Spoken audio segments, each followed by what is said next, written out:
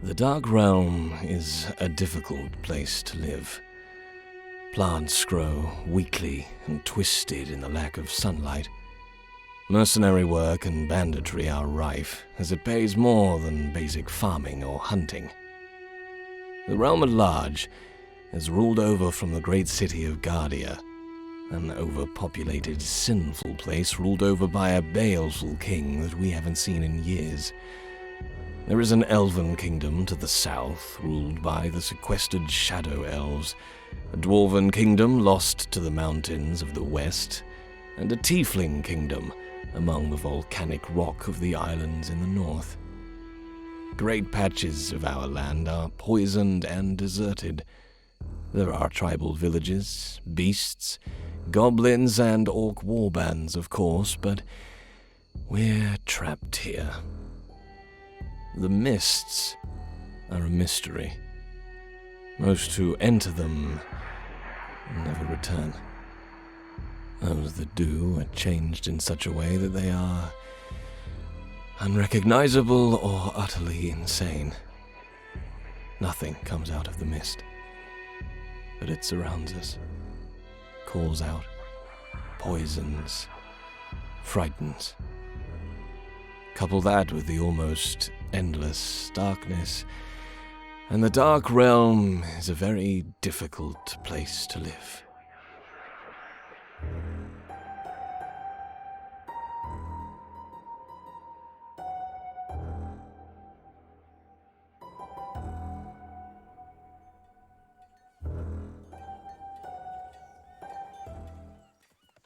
Welcome back to Som's Point, the notable fishing village with the docks, the north of the realm. It is about 1 a.m. for our party, who have spent some of the evening recovering from the attack. Around you, the city remains in part disarray, but the attack is over. There is some smoldering parts of homes. There are some broken carts and overturned market areas, but for the most part the city is in recovery. The attack has left a bunch of dead in the street, but overall it isn't destroyed. You're looking at a post-chaos more than a dedicated attempt to destroy the village. The group, you are looking to go and find the head guardsman, the acting head guardsman at the moment, a halfling that Will, you met last week, who was trying to deal with all this stuff. He said he would offer you some potential help. So, Will, roll me, since you're the only one that's seen him, an investigation or a perception check. Okay. On perception check. Coming right up. An 8. Oof. An 8. He said he was a halfling. I'm gonna blame it on him being short. Yes. While you do pass several guardsmen, you guys maybe do a few blocks walking around. Every now and then you'll see a shorter plated guard, but none of them appear to be the guardsman that introduced himself as Tyr Brightmoon. Can I just ask one of these other guys where he is? If he's in charge, I would assume all the underlings should know where their leader is. You absolutely may. There is, maybe you approach one of them expecting them to be this halfling, and then he turns around and you can see that he is in fact a dwarf, a long braided beard. There's a kind of a thatch of his hair kind of twisted and turning off the side of his head as if somebody has been pulling at it, and he looks kind of shaken to you when he turns around. His eyes a little wide, looking up at you as you kind of approach. He looks at each of you as a group, and as most people respond to a kind of group of ragtag people covered in their own wounds and strangers to town, the first recognition that crosses his face is of a little concern, and then he says to you, "Hey, what do you want?"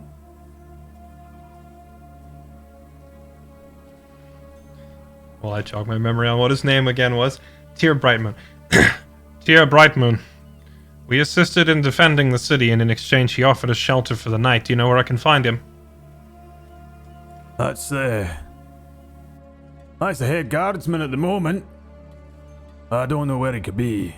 Have you tried, well, there's the guards tower. Keep. Most likely he's meeting with the mayor.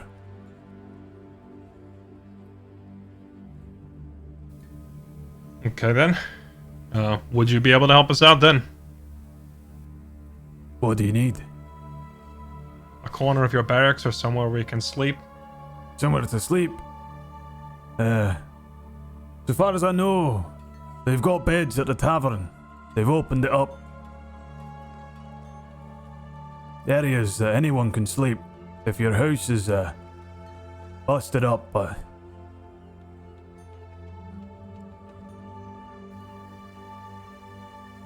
I'll just turn and look at the rest of the party then. Suppose that'll have to do then. Alright. Fine by me. Keep yourself safe, okay? He turns around and gets back to his business. Hey, move that over there. No, back.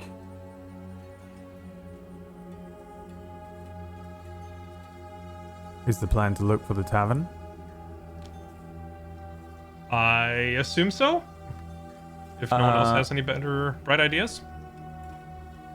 All of you can roll me a d20 to see if you've seen the tavern while you were here.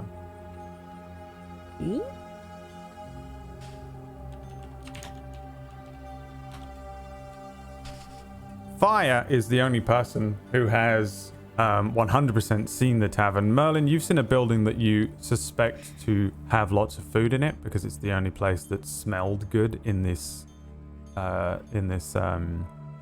town after this chaos. The tavern is located almost towards the area where the markets were, where you saw the tiefling that was fighting, just north of where the docks are. It is a very large looking timber and red brick looking thing. It stands out a little differently to some of the other architecture here because it's one of the only red brick buildings designed in a way to look attractive as opposed to the rest of the buildings here, which were built quickly and cheaply. There is an enormous chimney that sits at the top of it and is one of the only chimneys that is smoking because of the chimney and not a building that has been on fire. And fire, you know this, you recognize it from when you guys passed it before, and you remember that it was called the Stout Lodge. If you're talking about the Stout Lodge, then we passed it a while back, if we want to head there. Sounds like we don't have many other options, other than sleeping on the pavement.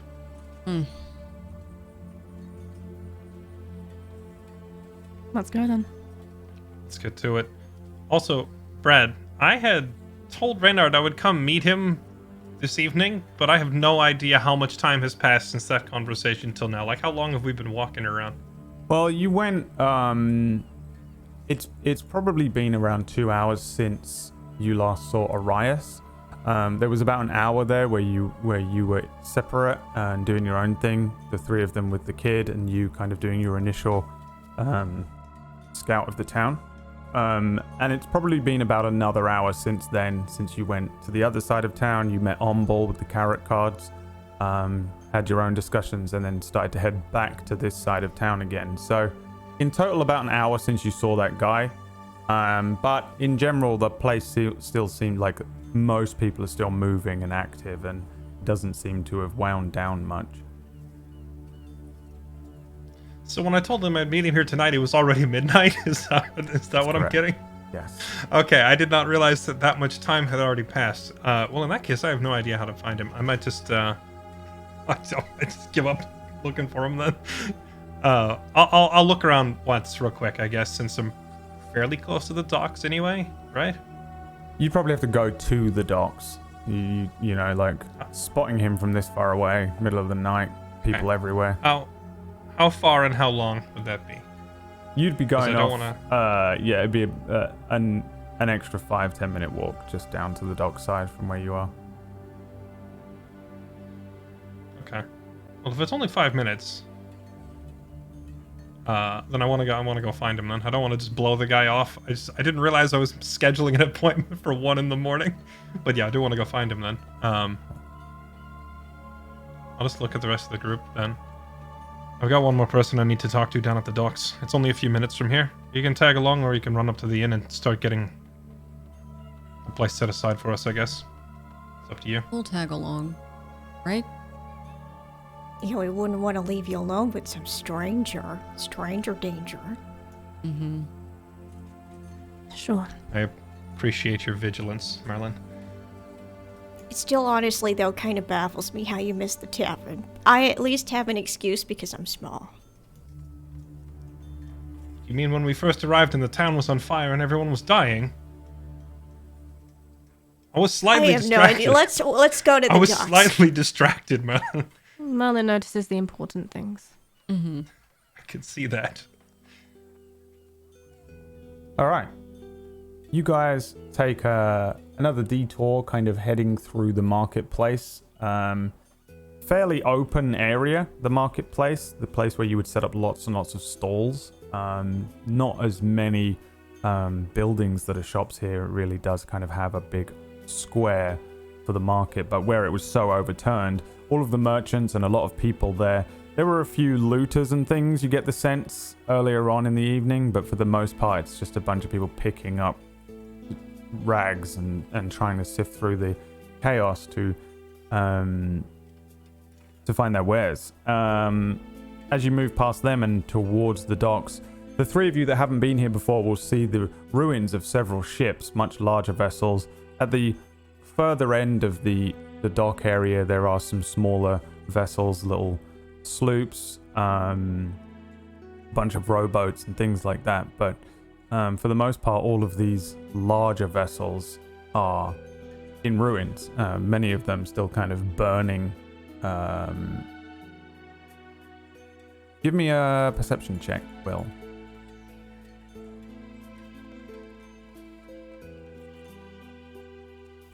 17 this time. You see the fellow that you met before, a sort of a sailor named Renard, who was wearing a classic, like, almost piratey striped shirt. He's got ragged looks, a bandana, a single gold tooth in his head. You see him sitting on a set of crates. There are 3 other people around him, and he seems to just be talking to them as each of you approach. When you approach with your 3 comrades, he looks up and says, "There's going to be a lot of people on my ship." Right. I've been giving it a bit of thought. I can't ask you to do it. It's likely going to be a one-way trip. Oh, well, that depends on my ship. Look, fastest thing we got left.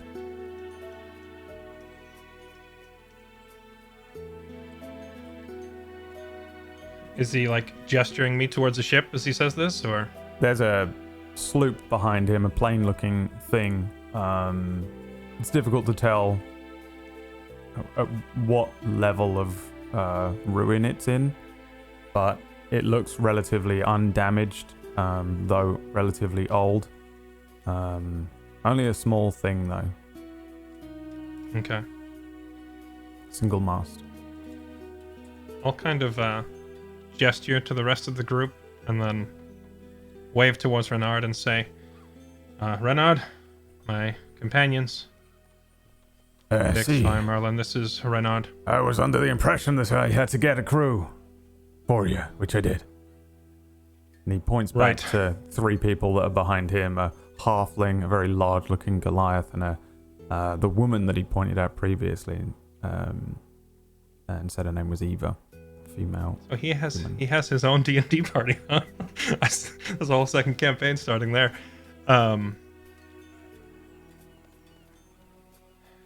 Renard, listen, here's the thing. Even if you succeed, the man who's responsible for most of this, he's a wizard. It's unlikely he'll perish to fire or water. And we already know he can cover long distances via magic instantly. He'll just move himself to the shore. It's a fool's errand. But if we can find a way to stop his magic or shut him down in some way, then we may yet make use of your services. I just don't want to rush into it headlong. So you know who's done it then? I do. Give me a name. Wizard ringleader's name is Arias. Commands at least 30, maybe up to 60. I don't know how many remain of his others. Renard turns to the others. They each shake their head at him and he says, Never heard of him.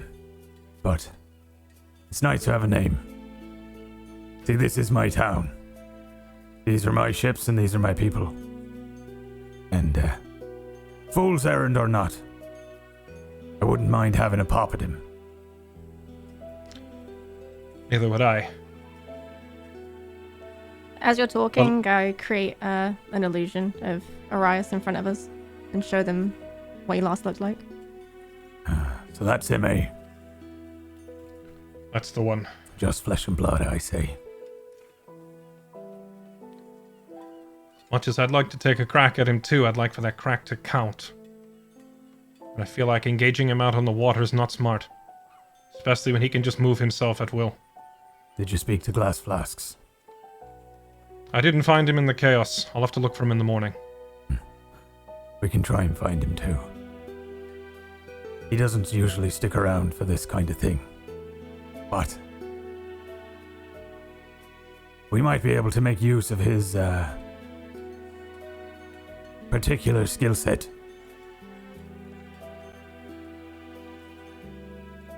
No complaint from me. Well, perhaps we'll come up with a plan then. And you come up with yours. I've got one brewing.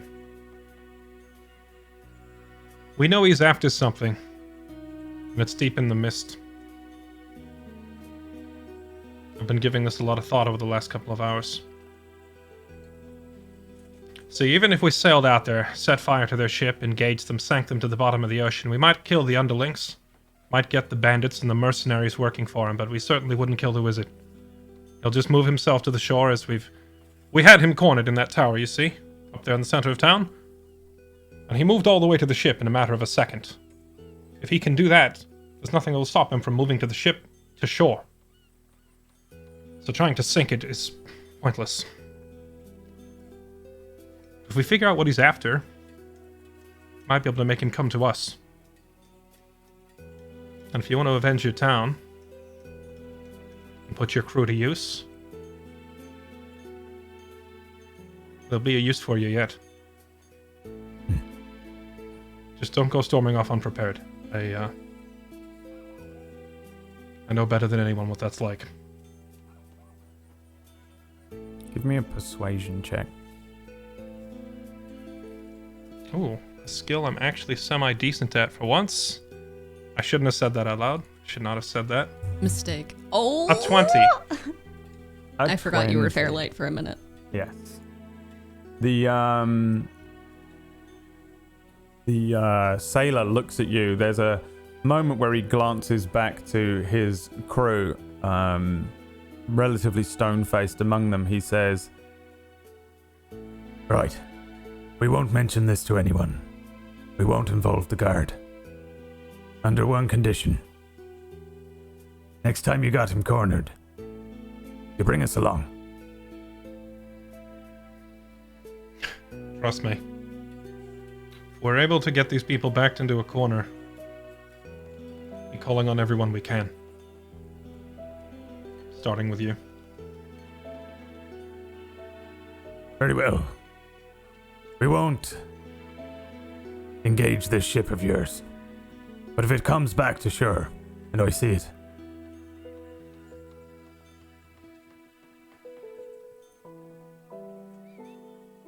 Do what you've got to do. I'm not going to sit here and tell you otherwise. I just want to make sure that you and your crew don't go to waste. Where there's a fighting chance to be had, it's better than a fool's errand. one more thing though. You said he's after something in the mist. Just let him go.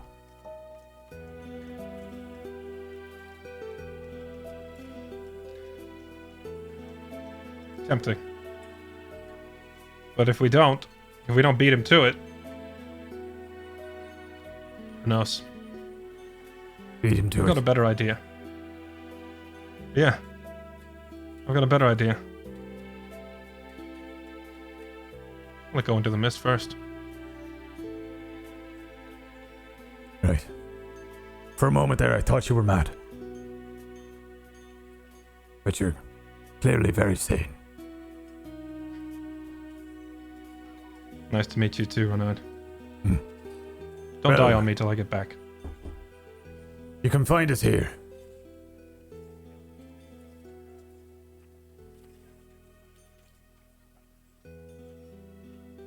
Take care. And I'll nod to him and to his crew behind him. Mm-hmm. And kind of shoot you all where he looks.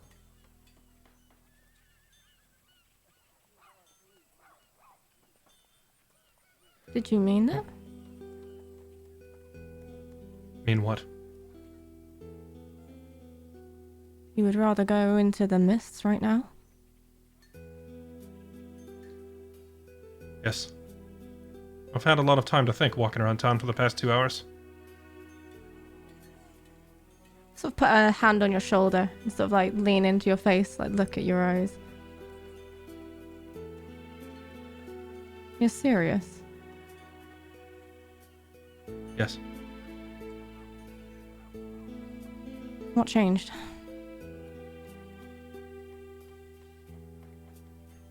Exactly what I told him. I'll never catch him. He's a wizard that can move about at will. I have to make him come to me. And the only way that's going to work is to get something he wants. Which is in the mist. I will hold besides my that- cutting remarks to myself. And besides that, like you said, there's something bigger at play here. Are you feeling okay? Everyone I care about just died in the last 2 weeks. No, I'm not feeling okay. Can we go to the tavern now? First round is on you.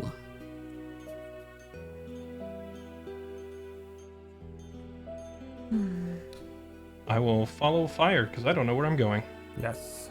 You head through the town to the tavern, which is known as the Stout Lodge.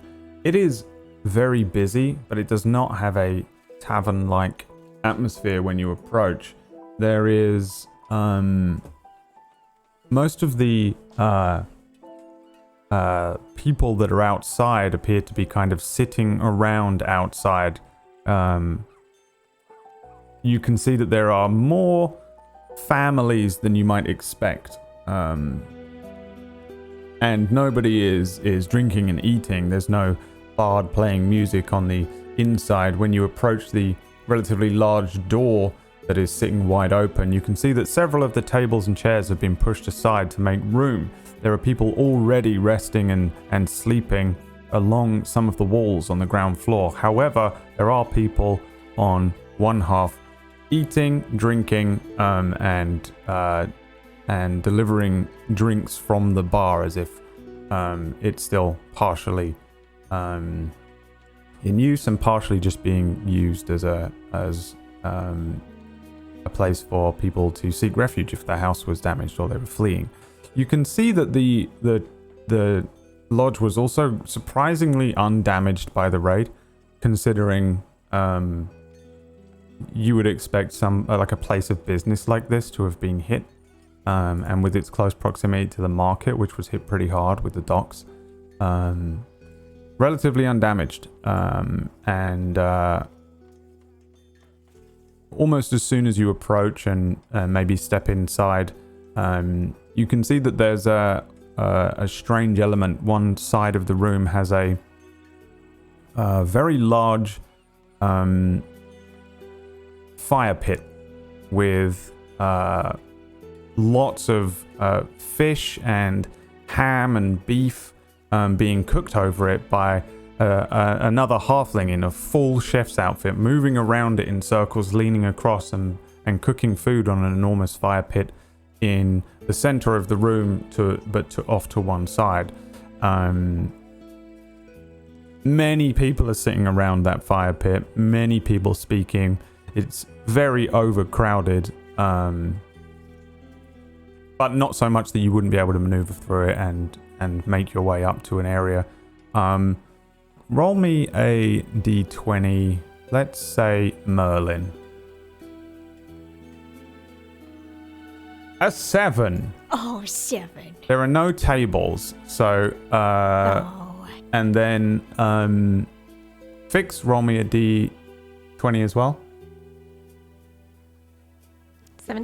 17. You can see several stalls around. You could easily grab one each and just create a small kind of area for yourself by sitting on stools, but none of the tables appear to be available in the area.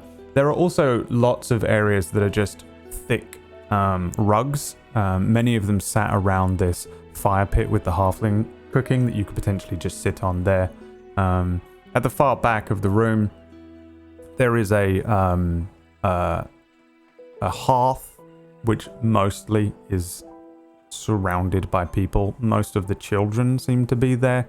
And to one side of that, the furthest back end of the room, there is a very large but standard looking oak bar with a big open window that would normally allow for a sea view across the marketplace and the docks, but actually leads to this kind of relatively somber sight of the destruction of each.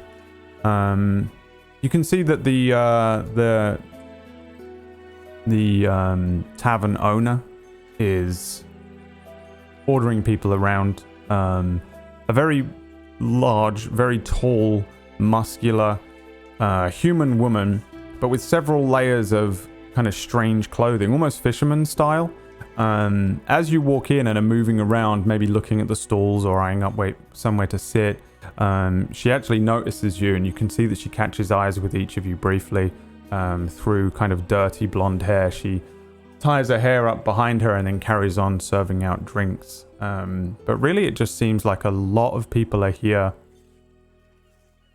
for the roof and the walls, and a handful of people on one side are eating and drinking. What do you guys do?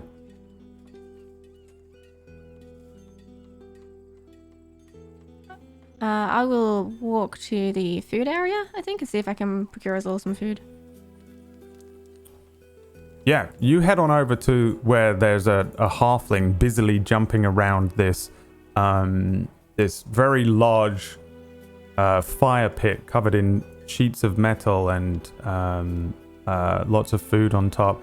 As you move over to him, he kind of moves behind your legs and hanging off of the side of one of your legs, he leans into the center and drags some beef bits over, turning them. He looks up to you and says, "Hello there, dear. Hello. Hungry?" Yes, you don't happen to sell salami, do you? Oh, absolutely not. That was a test and you've passed. Thank you. Yes, of course. I have 3 companions and myself, and we're all quite hungry. Right, yes. Oh! He looks at you, Merlin. Oh, Gnome! yes, hi. Hello there.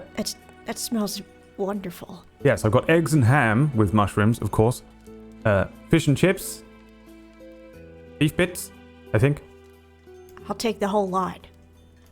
Right, the whole... Okay, yes, one of each. Coming right up. Make that 2 of each for Merlin. 2 of each coming right up, yes. He kind of looks you up and down and says, payment first, of course. How much? 2 of each, that'll be 2 silver, 5 copper. I hand him 1 gold. Oh, okay, well, yes, very good. Just had to check. You, well, don't look quite like you've got the gold, but nobody here does tonight, do they? We don't have much. But we'll share what we do. Yes, well. Why not take a seat over there? You can sit next to... No, don't sit there. Sit over... Drag a stool over to here. I do as he says. Mm-hmm. I go and take as many stools as I can. He scrapes a bunch of food towards the edge of the fire pit and says, out of plates and bowls, so don't burn your fingers there. Have to help yourself. He hands you a small-looking kind of spatula and says, there you go. Did you hear that, Merlin? Don't mind if I do. Don't burn yourself. I'll try not to.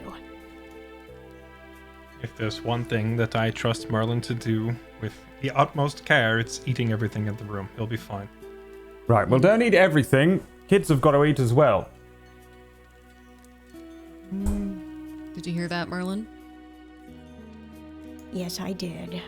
He starts Okay. moving around the fire pit. You can hear him kind of speaking to other people. Oh, cod and chips. Yes, cod. Yes, okay, absolutely. Yeah, well, potatoes? No, they're not made of potato. He kind of moves off around the bar. A moment later, let's see here. Fix. Roll me what is your passive perception? Let's have a look at some passive perception. 11. 11? Alright, roll me an insight check then. 9. Ooh. The very tall, muscular woman in all of the kind of many layers of clothing in this very warm room is behind you. And she says, I think I know who you are. I turn around. Is she looking at me or there's someone else in the group? She's standing with her eyes looking at you. She hands you a drink. Here, your drink you order. I don't remember ordering a drink. She Order kind a of drink? glances around and says, I think you ordered drink. I kind of just take it automatically and sniff it. Give does it me smell a of? perception check. 10. 10. It smells like some sort of cider. Okay. She says, you are a friend of Carmen.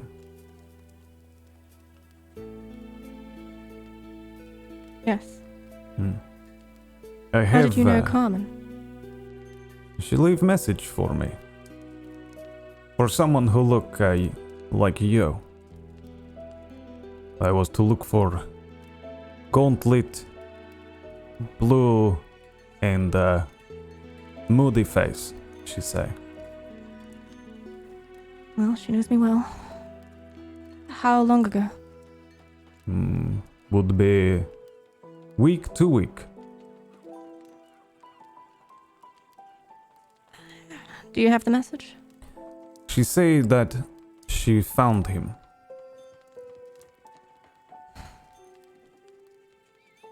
Yeah. She did.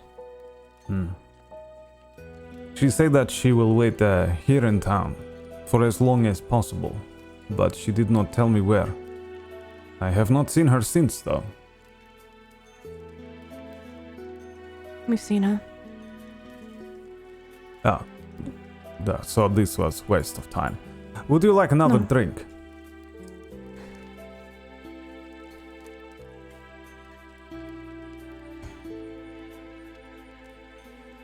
I'll put my hand on your shoulder. I have dwarven vodka. I'll take that. You look like you need whole bottle. Are you paying? I own place, you pay me. We get a friends and family discount, I'm sure. I do not see my family here, and that is good thing. Okay, full price. Perfect. Yeah. You give me 5 silver. I bring you bottle, and we're running low on cups, so perhaps you just swig. Okay. By the sea, pirate style.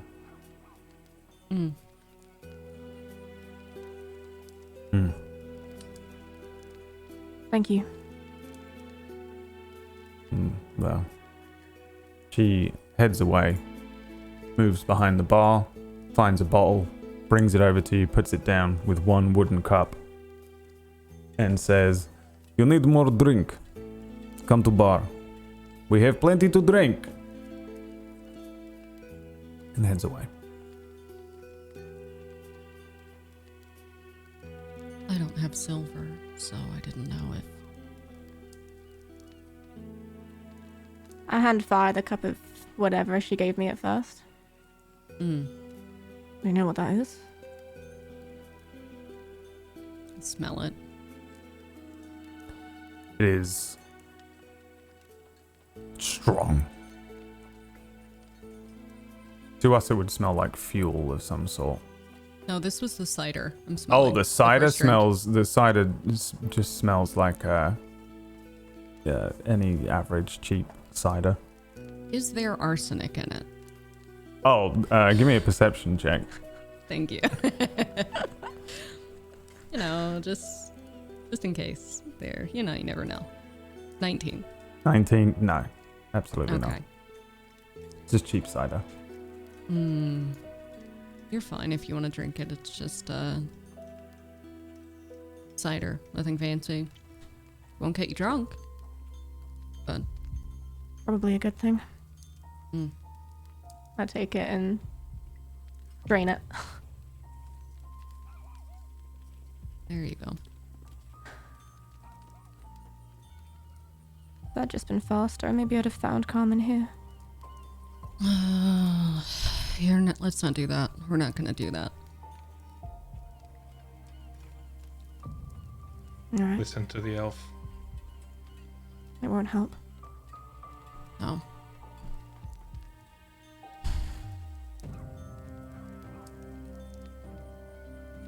How's the food, Merlin? He stops in the middle of eating.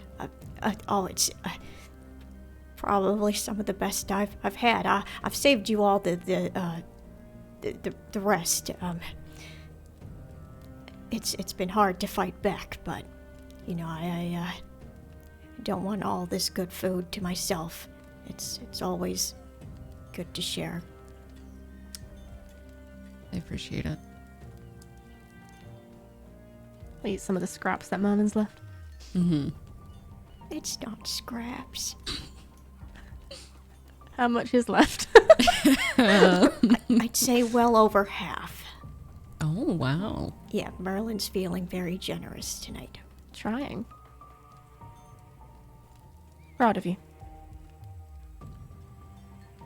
I think then Merlin would take the wooden cup and pour some of the dwarven, and he'd raise his hand with the glass in hand to Carmen. And he would drink it. To Carmen. And to all we've lost.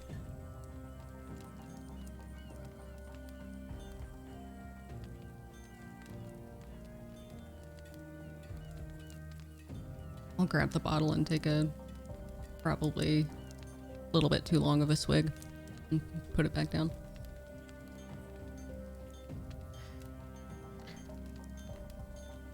To our lost loved ones, whatever good this is going to do me. And I will chug the alcohol that I'm currently immune to and wish I could get drunk. I take the bottle and pretend to take a swig, but don't actually drink any.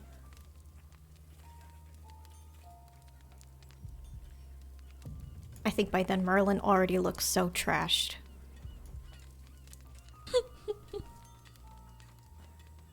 We're gonna have to keep watch over Merlin. Let's, no more of that, Merlin. Maybe water?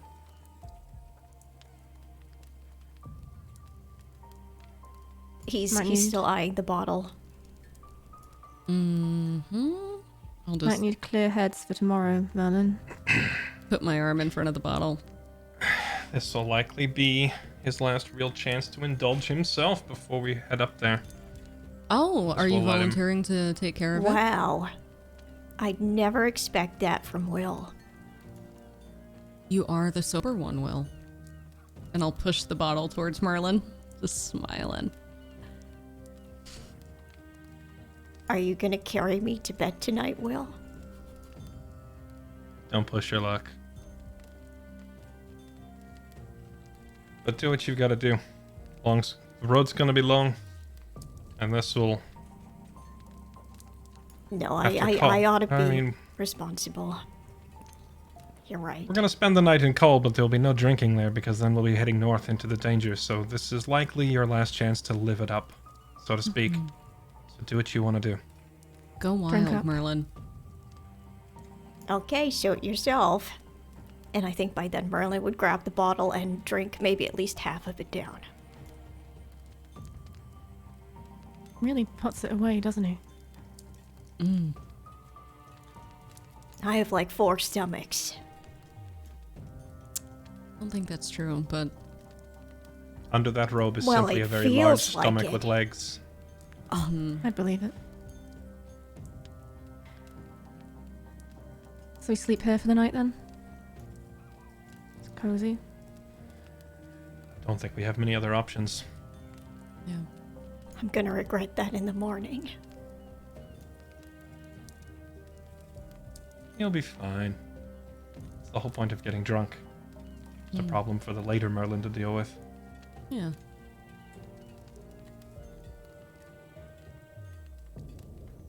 I start looking around for a space to rest.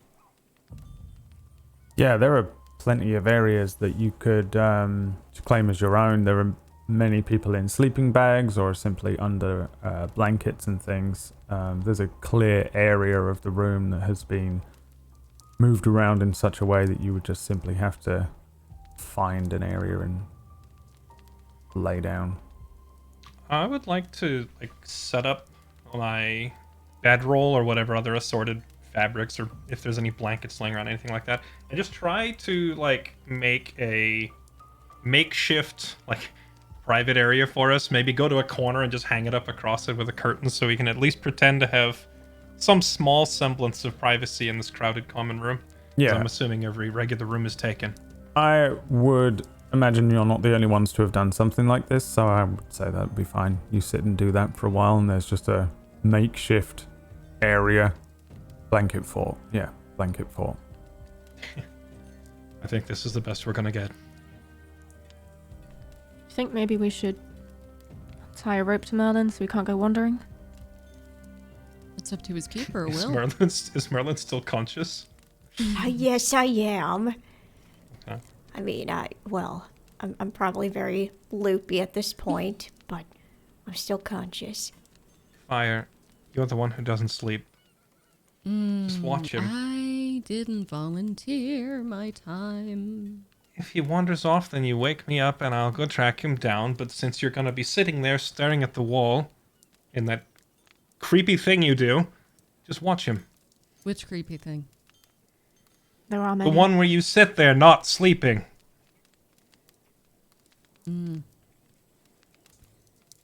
Ah, yeah, that wasn't the one that I was thinking of, but Which one were you thinking of? We'll skip it.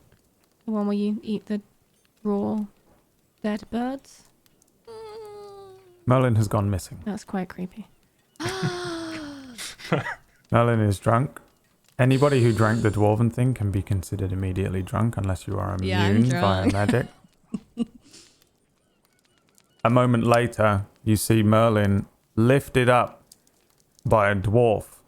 Hey, there he is! Hey, Put gonna me walk- down. Guys, we gotta look after the winds. He literally grabs you under the arms and lifts you in front of his face and says, "Ah!" and drops you. Let's not I'm go. gonna do the same. I'm gonna do the same thing to the dwarf. Oh, Be like, look, I thought it was a wind. you don't like it so much, do I you? thought it was a little boy I was trying Yeah, to you take his show him, mind Will. off of the chaos. I put an arm around Merlin and just like lift him up and drag him over. He's trying to fight back. Let me at him. Let me Oh, at Come on him. now, come on now. I'm gonna take the dwarf and set him down on the counter like a parent putting a disobedient I child was on just the trying chair. to... Be like, yeah, you like it, huh? Yeah, Put him on the trying counter. to... Anyway. Right. You look after I grab your Merlin's kids. other arm and I start swinging him. Because that's Oh. what I think Fix was doing. Oh, this is nice.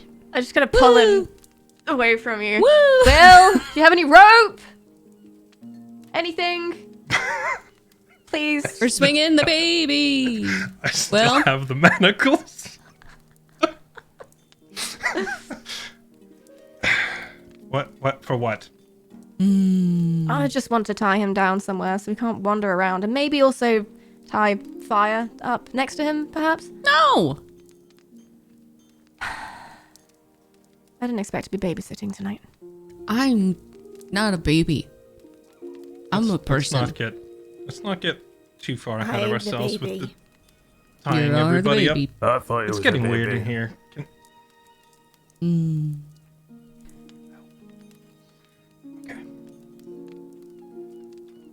I think Merlin just passes out. Yeah. Can I see how sober fire is? Like, You can hold tell a that finger up she's in drunk. front of her. Are you gonna be okay too? Yeah. Yeah. Yeah.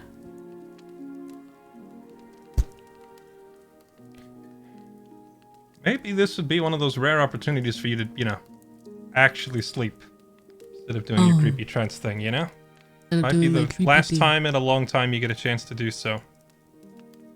Okay. That was easy. And I will lie down.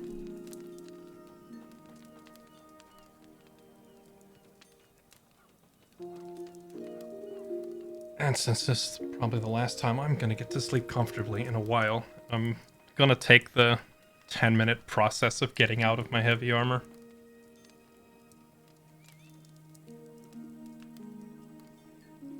I'm kind of watching you, but not staring. Just kind of like half paying attention. It's an annoying process. It's not just a layer of chainmail. It's like chainmail, then a gambeson, then thin leather under that, and then each one is secured on like 5 different locations, so I'm at it for a while. Oh, I offer you a hand because I made a comment earlier and stopped you, so I try and help you. Do you want some help? Until I have my very own squire for this, absolutely. Maybe one day. Fix, when you look at me, what do you see? It's not a trick broken question. man. What else? I thought I saw someone who was dependable and trustworthy. I'm not entirely convinced I'm wrong, but I can see you're on your own journeys. You're looking a lot deeper than I was expecting. Most people just say a soldier. Are you a soldier? Would you even consider yourself a soldier at this point?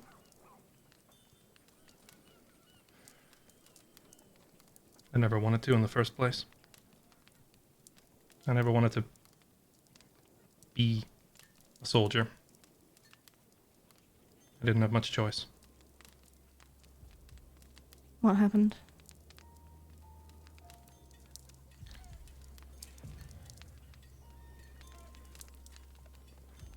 My father's a carpenter. Works with his hands. He would take me to work with him sometimes if Ma was busy, or if there was nothing else better for me to do. And I remember once we went to a gathering hall, kind of a place for weddings and birthdays and funerals, that sort of thing. He'd been called out there to help fix the place up. A bunch of the furniture smashed up and broken. Windstorm dropped a tree on it or something, I can't remember, it's been 20 years. I remember there was a great grand stone table in the middle of the room. And the tree had fallen right across it.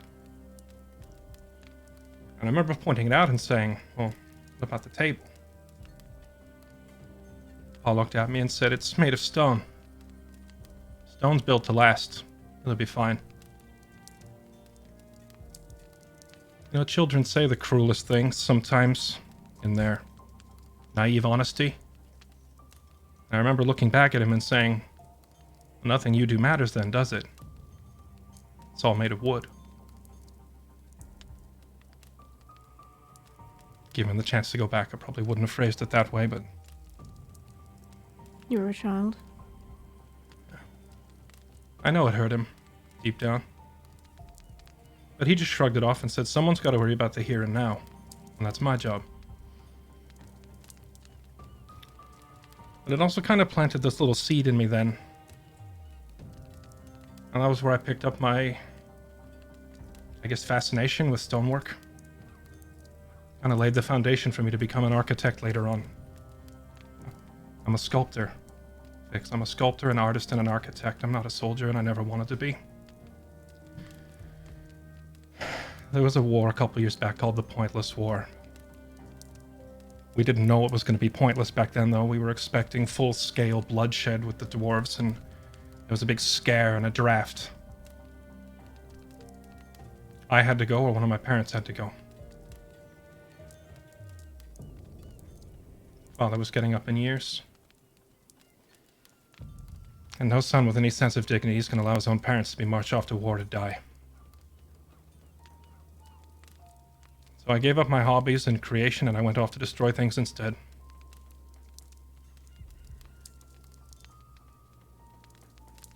Pretty much became the defining trait for me for the next 6 years.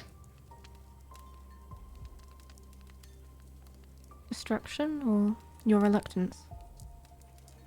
Just war.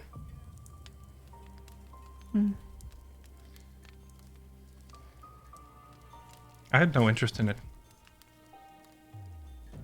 And Paul always stressed that anything you do at all is worth doing properly, otherwise you're just wasting your time. So I became a student of it. And even though I never really was fond of it, I became very good at it through hard work. Some of the other guys there, they were just built for it. They were naturals. There's a huge fella named Vajiran. He was one of you. Tiefling guy. He's huge. 6'6". Burly. Huge arms. He was a natural. Felt like he didn't even have to try. By the time we got through our basic training camp, he just... Even the senior officers couldn't deal with him. He was too good. I wasn't one of those guys.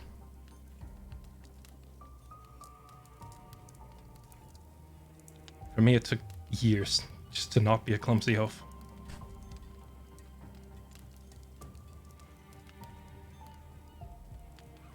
But I never stopped.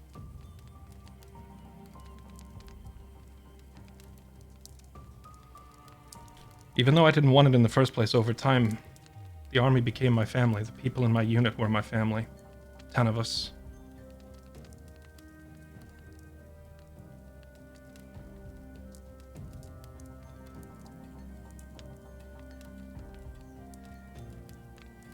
After the scare with the dwarves was over, which ended up not really being anything, there was no war. It's remembered as the pointless war for a reason. I think more people died to cold and starvation than anything else.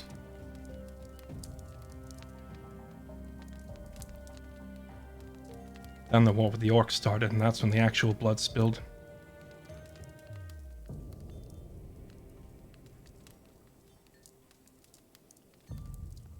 There's a place called Sorrow Creek. It's down by the Elven border. And that was where we finally had it out. So I got to put 6 years of hard work, training.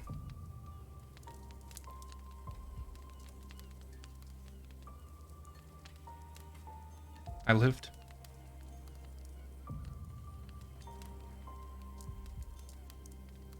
No one else did.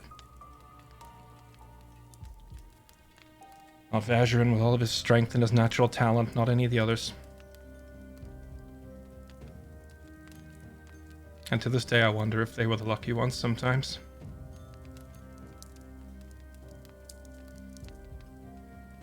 They let me go home after that. I left the army.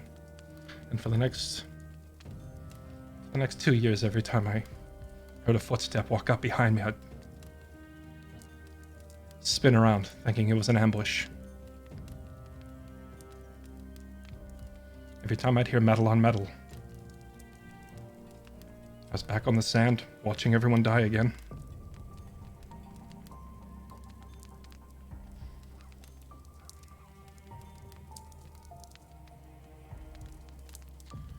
I moved out to the refuge because I needed to get away from the noise in the city, and I needed to start over somewhere.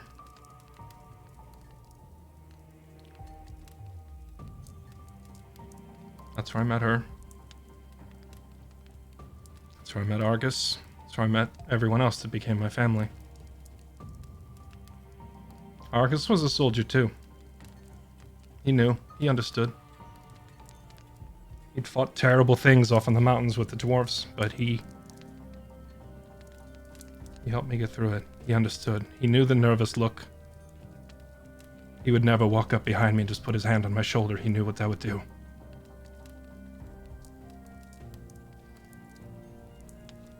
And Lyra, I still don't know what she saw in me. Maybe it was pity on a broken soul. For whatever reason, we hit it off. It took years, but I finally got to start over, you know? I got to go back to doing what I loved. I put my sword away and I never had to touch it again. Left it in the closet for years.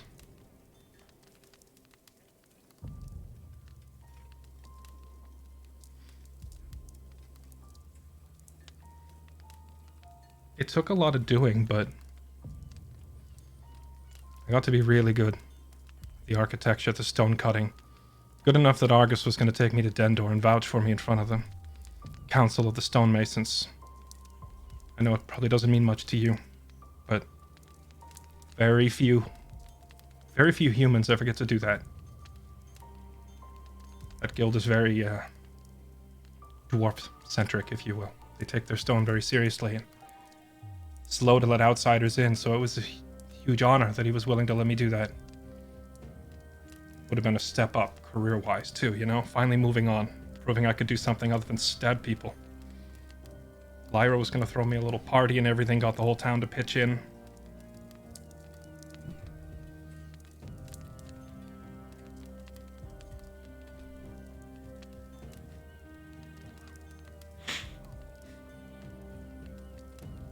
I'm guessing I know what happened next. It's a cosmic joke. Bad enough they had to come in at all. They didn't show up that same day.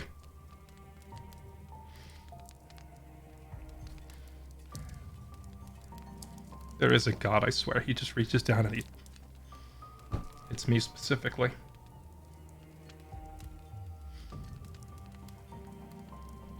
I lost my family at Sorrow Creek, and then I lost my second family at the refuge.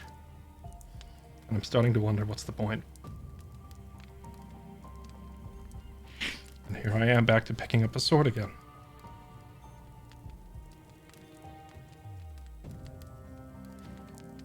You're not the man you were, like when you picked up the sword for the first time.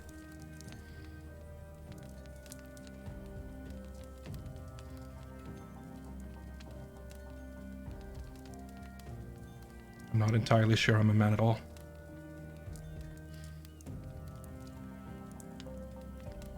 Remember when I told you that if I'd made it back to the refuge in time, I would have fought to the death defending the people there?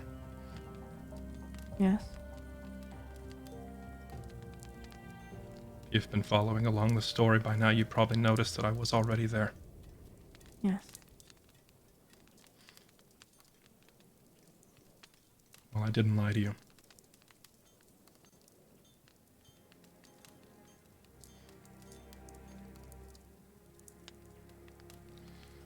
They ambushed us, similar to the way they did here. Had someone sabotage the gate.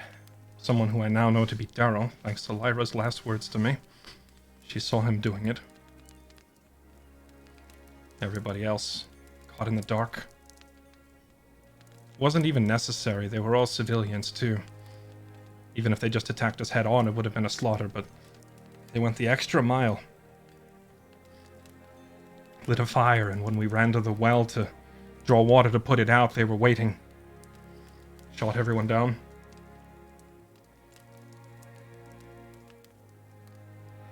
One of them came after me, but granted, it had been a few years, but you don't just forget 6 years of killing either. When he swung at me, I took his sword and I killed him with it. But it was pointless. There was just too many of them. And in the end, this big ol' orcish fellow walked up to me.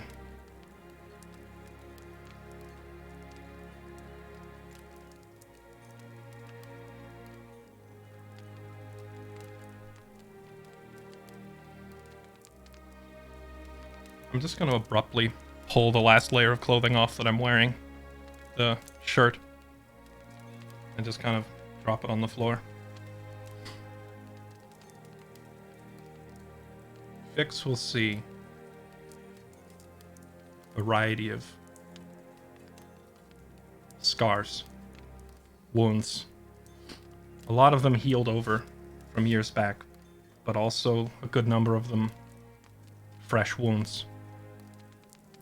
A mark from where we fought the half-orcs up the river. A black sore spot from where I got bit by the leeches. Kind of a frozen, raw-looking area of skin that she would recognize as her own handiwork. But in the middle of it all, there's a really unmistakable, big vertical scar wound that's impossible to mistake for anything else. It's clearly lethal and no one could survive. Right in the middle of the sternum, close to the heart. And after I take the shirt off, I'll just take my hands, put them out to the side, and just kind of drop them to my sides and bare myself in front of her like that and say,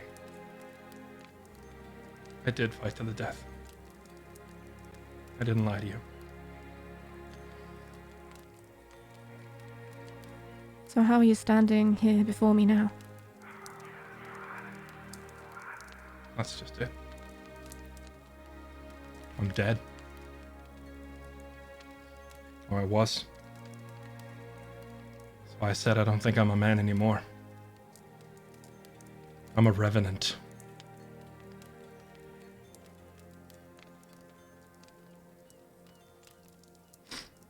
I drifted through darkness for what felt like an eternity. Couldn't move, couldn't think, couldn't see anything.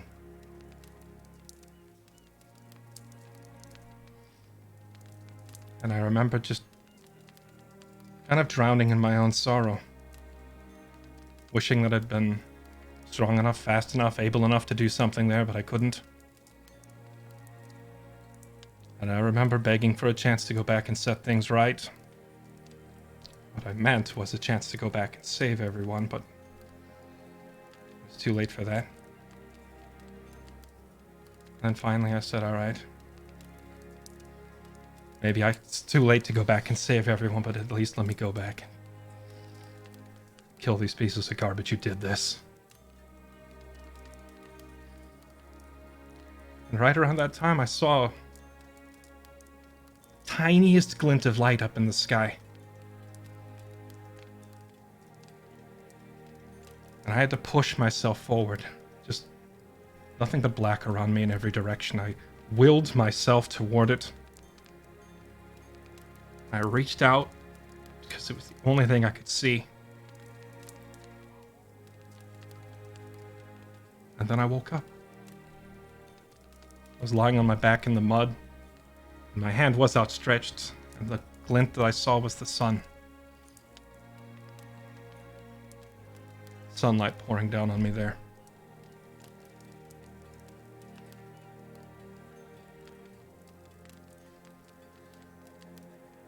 You were That's just all I know. alive? And that's it? I woke up alive once more. That's insane. It was also insane that I was able to heal Fire's wounds with the help of sunlight as well. Thing is, I lived my whole life.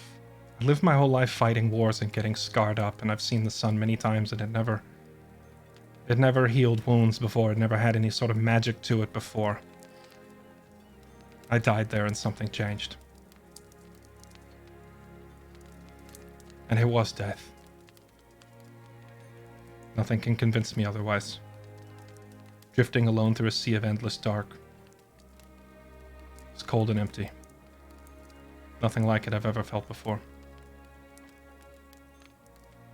And there were no voices, no whispers. Nothing. Oh. Your necklace. That was Listening. the other odd part. I woke up wearing this, and I don't know who put it on me or where it came from. It's made of gold. It looks valuable. You'd think that if bandit marauders came through, this would have been the first thing they'd have taken, but no one took it. I can only presume that they were already gone by the time it appeared. May I? Kind of point to the necklace as if to look at it.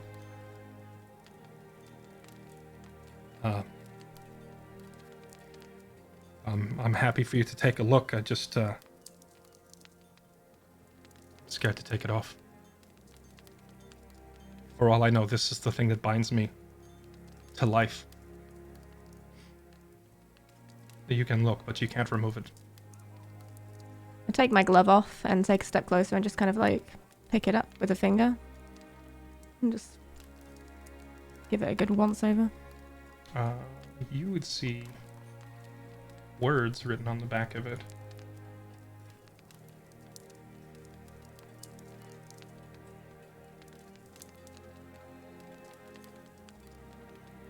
Which I have to jog my memory what it says.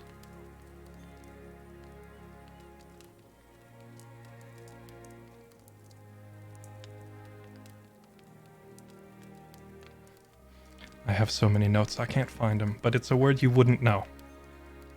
I'll send it to you in a minute when I find it. It's a word in a foreign language you've never seen. I kind of take it in and then drop it, and then I get my journal out and sort of sketch out a quick drawing with the word.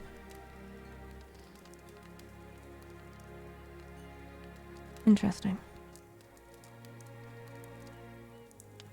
And you didn't... Are you not curious? Of course How? I'm curious.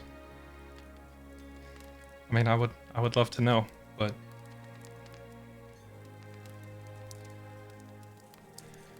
I know my motivations might seem petty to you, but I lost everyone I cared about not once but twice. And it was purely a desire to go set that right that allowed me to overcome death. And I worry that if I deviate, if I just give up on that and go do something else, whatever it was that brought me back might just stop. I told you I can't. When I told you I can't abandon my task, I didn't mean because I'm obsessed. I mean because I don't want to break a deal. I don't know how or what brought me back, and I have a very specific purpose in mind. What if it's something else entirely? What if you've been chosen? Chosen by who? For what? I don't know. I've never met anyone that's been brought back to life before.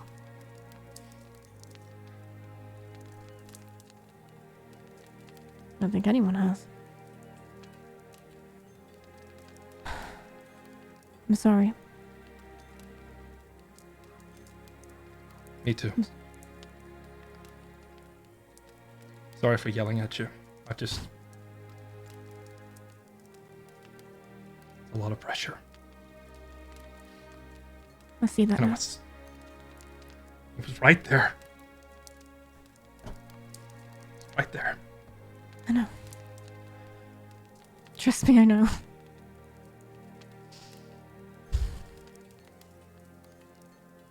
I'm glad you're here with us.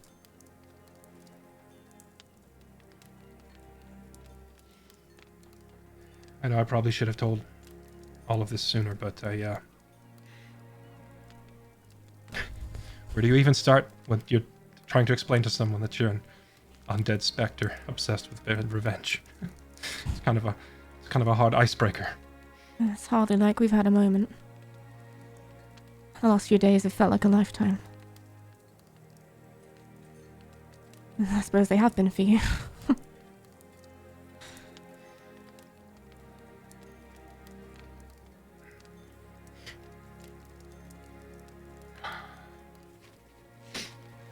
All right. The long road ahead.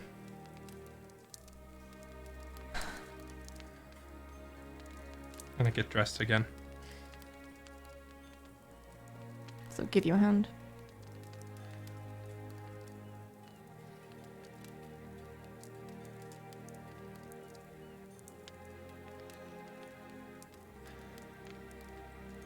I'm gonna do exactly what I said I was gonna do. I'm gonna find them and kill them for what they did.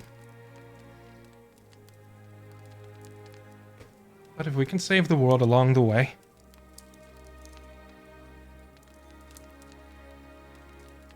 so be it.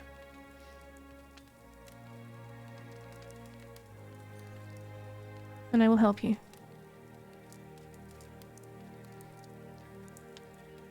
Oh, and we're chasing a rat. I feel like more like I'm helping you, but I guess we're in this together. I don't think it's even about Arias anymore. But either way, it's a selfish endeavor. That's neither here nor there. We should sleep. You're right. It's not entirely about him. I saw something. There's more to it. Although, these two need to hear this too. I think there's more to tell, but let's wait till morning, yeah? I'll tell you what I saw, but I need to make sure everyone here is on the same page and they know what we're up against. Let's hope we can rest as fitfully as these two are. I'm kind of jealous that they're able to get drunk right now, because I would love to be doing what they're doing. Same. Good night. Rest well, Will.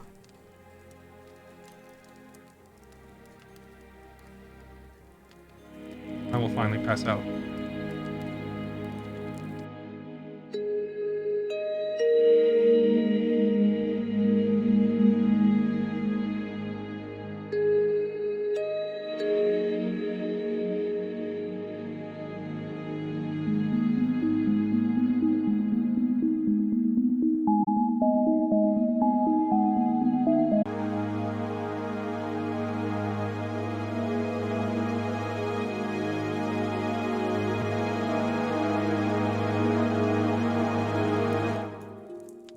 Welcome back, ladies and gentlemen, and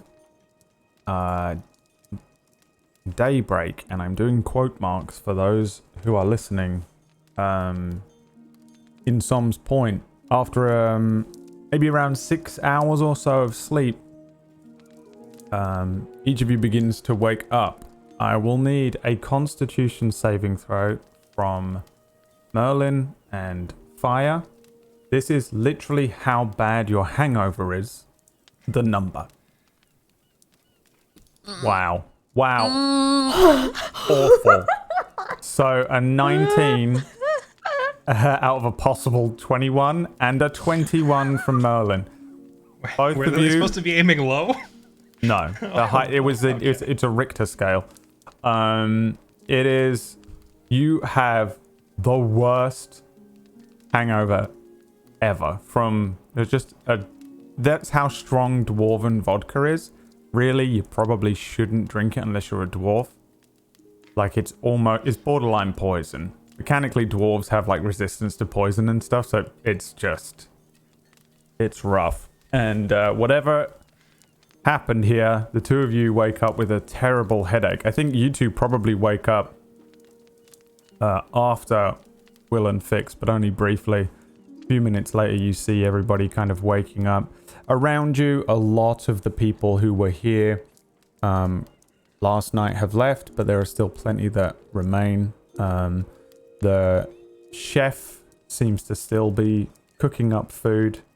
And there's a smell of fresh porridge and eggs. And while two of you have a terrible headache, you will awaken, and everybody has had the effects of a long rest. You are fully healed, you have all of your ability things back, and your spell slots. What would you all like to do first?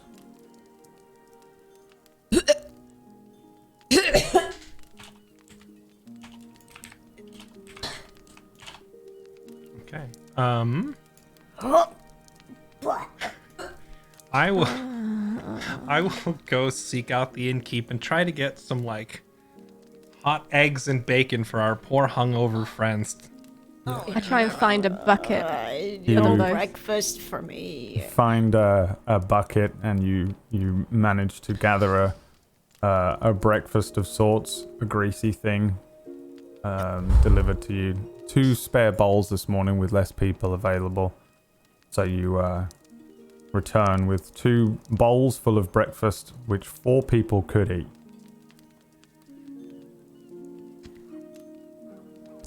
Come on.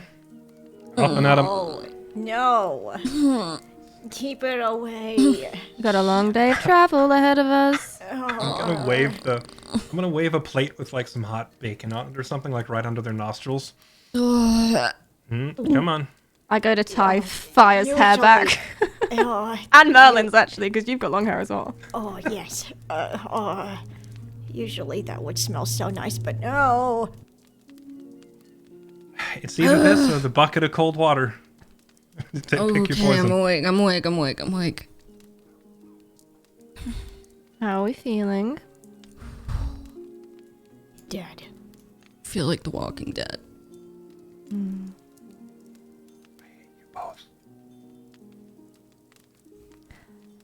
Some more vodka for the road, then?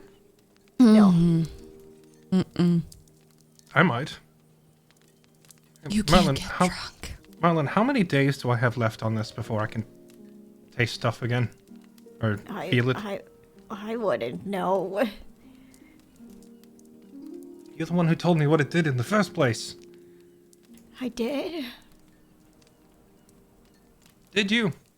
Maybe I read your mind. I don't know. I don't remember. You can read my mind. You can read. I'm full of surprises. I thought Right. I was the wizard.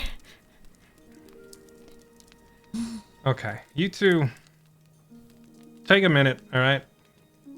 Be ready to get up and move about in like half an hour, all right? If you need to roll over. Still a bucket of cold water out back. Need that.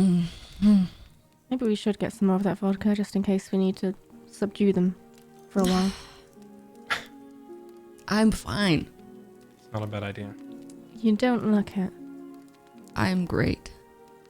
I think we both got very different ideas of the definition of the word great.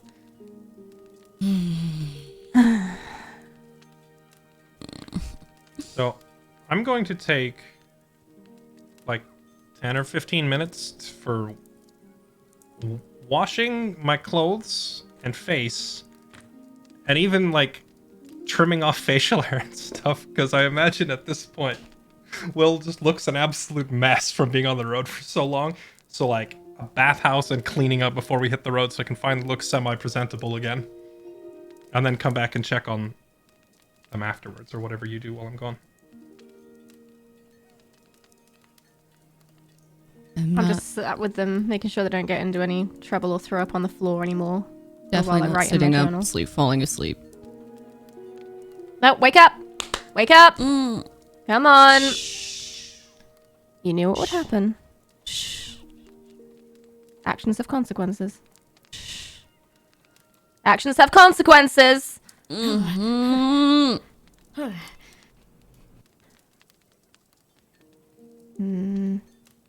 I wasn't going to drink, and then it's because Will made me. Will did this to me. Will made me do it. I don't know if that's strictly true. I don't think Will could make you do anything, even if he wanted to. He could make me mad.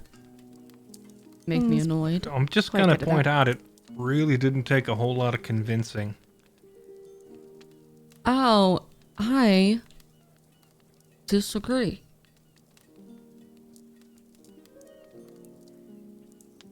We should maybe head to the All right, market. well, anyway, I don't know if Fire or Merlin would be able to react fast enough for this, but I am carrying a bucket of water towards them now. All right, up and at 'em.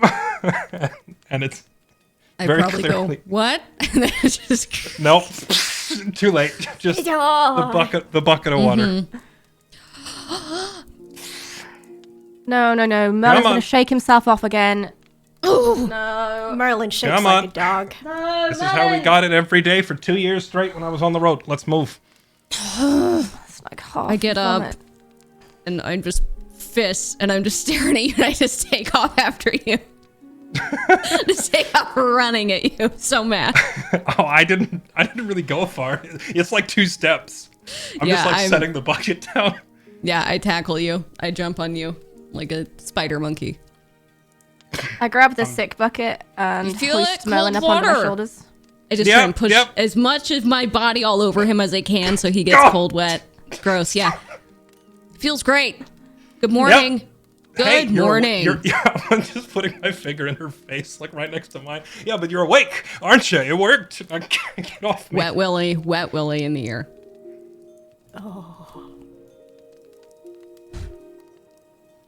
Good morning. You will note at this point that, like, post cleaning up and such, Will now looks much younger and actually looks a lot more like what you would probably envision to be military days Will. Like, hair is now kempt, shaggy hair is removed, etc. All right.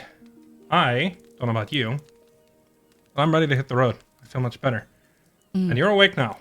Marlon, bucket of water or get up? Your call. I smell like beef.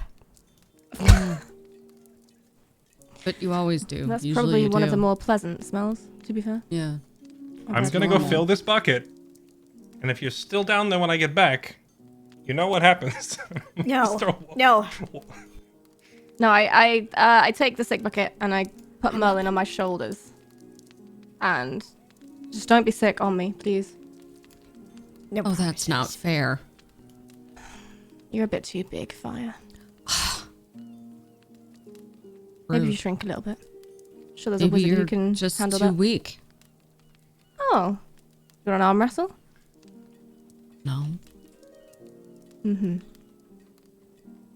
That's what I thought. Maybe we should head to the market here and see what supplies they have before we go to Cole, because they didn't seem to have very much.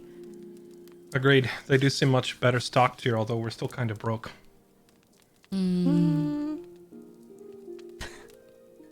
What? No, yeah. I just look at Fix. Yeah, we Yes, don't there's- have much. Not really Oh. much point talking to the merchants if we can't actually pay for anything. Yeah. We found a little bit of cash. We Oh, have the right. money from Arias. Right, yeah, I just remembered Arias. Mm-hmm. Feels weird even saying that out loud like we're on his payroll. I kind of hate it. Yeah. An unnecessary evil at this point, I guess.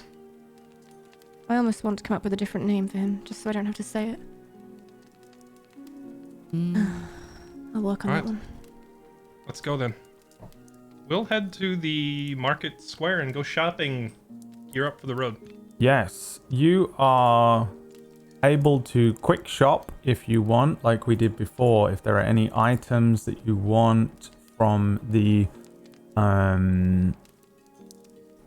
item list, which at one point existed in here, but does not anymore. And I don't know why. Orias? Hey, stole everything from me. Let me throw up the adventuring items. Are you after anything in particular or specific? Healing potions. Healing potions, yeah. Healing Healing potions. As we can get. As many as you can get. Okay. Why doesn't this work? Hold on.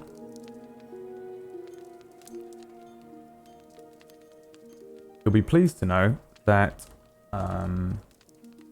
healing potions as standard are 25 gold pieces usually, but in this setting cost only 1.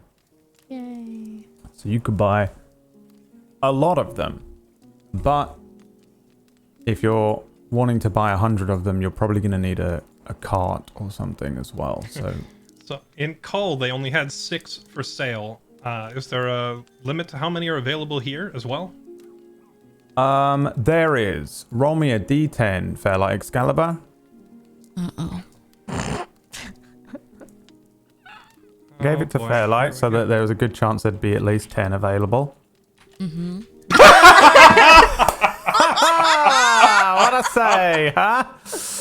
You're welcome. Easy! You are This is not welcome. That is awesome. We're How many cheating times? somehow. We're taking the lot. How Yeah. many times? 10 are indeed available here, though.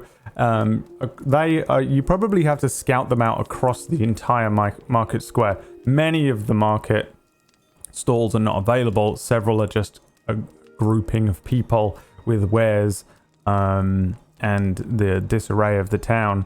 Lots of people and merchants had their things taken. Lots of merchants had their things destroyed.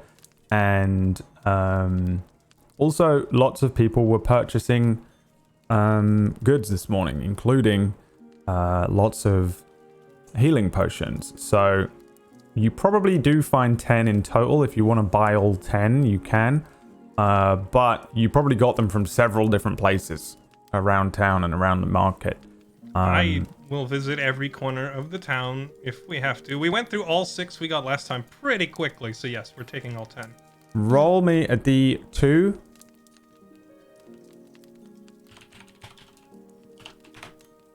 Two. All good. They all appear to be healing potions, and they're not anything weird. No one's tried to fleece you on anything. None of them are fake. They are all real healing potions according to Merlin's taste testing that he does with each one. Are there any other interesting potions? Yes. Go on. On that note, since we're visiting all of the alchemists in town buying up all their potions of healing, I'm going to ask each one of these people that we visit, by the way, are you glass flasks? Like, to each alchemist until we figure out which one is him. Roll me a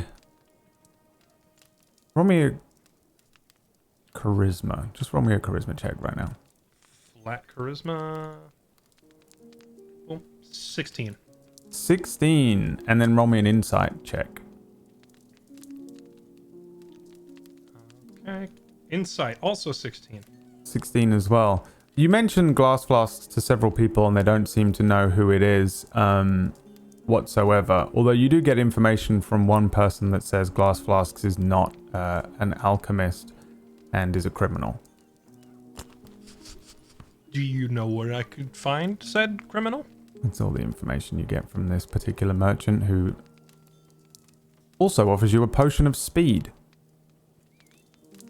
Oh, How much? yes. Absolutely. I do enjoy being a killing machine, yes. I will take this.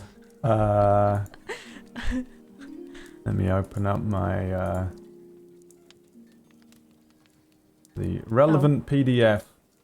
I'll mark off 10 gold for the healing potions. Yes, please do.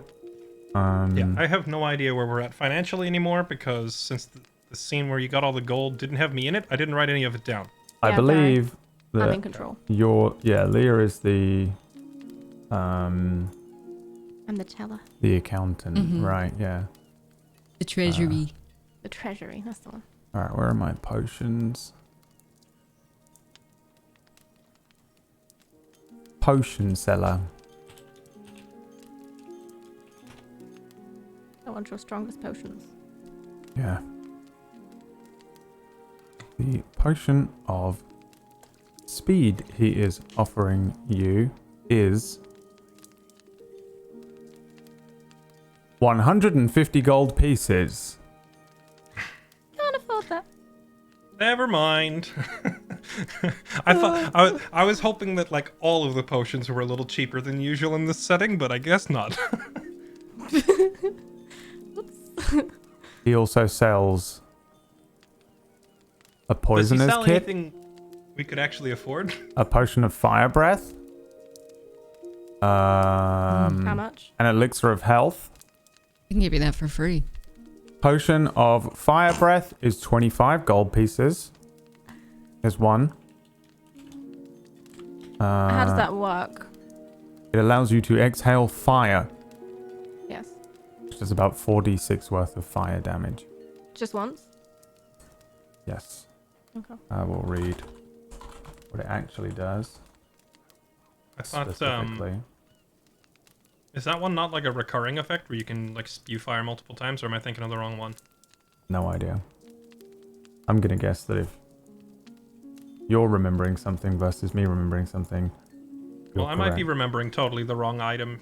After using this potion, I'm like a Skyrim hoarder, Brad. When we I get know, potions, yeah. I never really use No, them, so I I know. forget what they do. you can use a bonus action to exhale fire at a target within 30 feet of you. The target must make a DC 13 Dex save, taking 46 fire damage on a failed save, or half as much damage on a successful one. And the effect ends after you do it 3 times, or when 1 hour has passed. So you get a bonus action mouth flamethrower effect. And that is what I was remembering. I knew it was more than one fire breath. That one is 25 gold. It is on offer, special offer. He's also selling rare herbs. Ooh. I buy the herbs. You want Do to you have buy a the list? herbs? Do you have a Yes. Do you have a list we can just consult, Brad, for the stuff this guy has? Nope. No.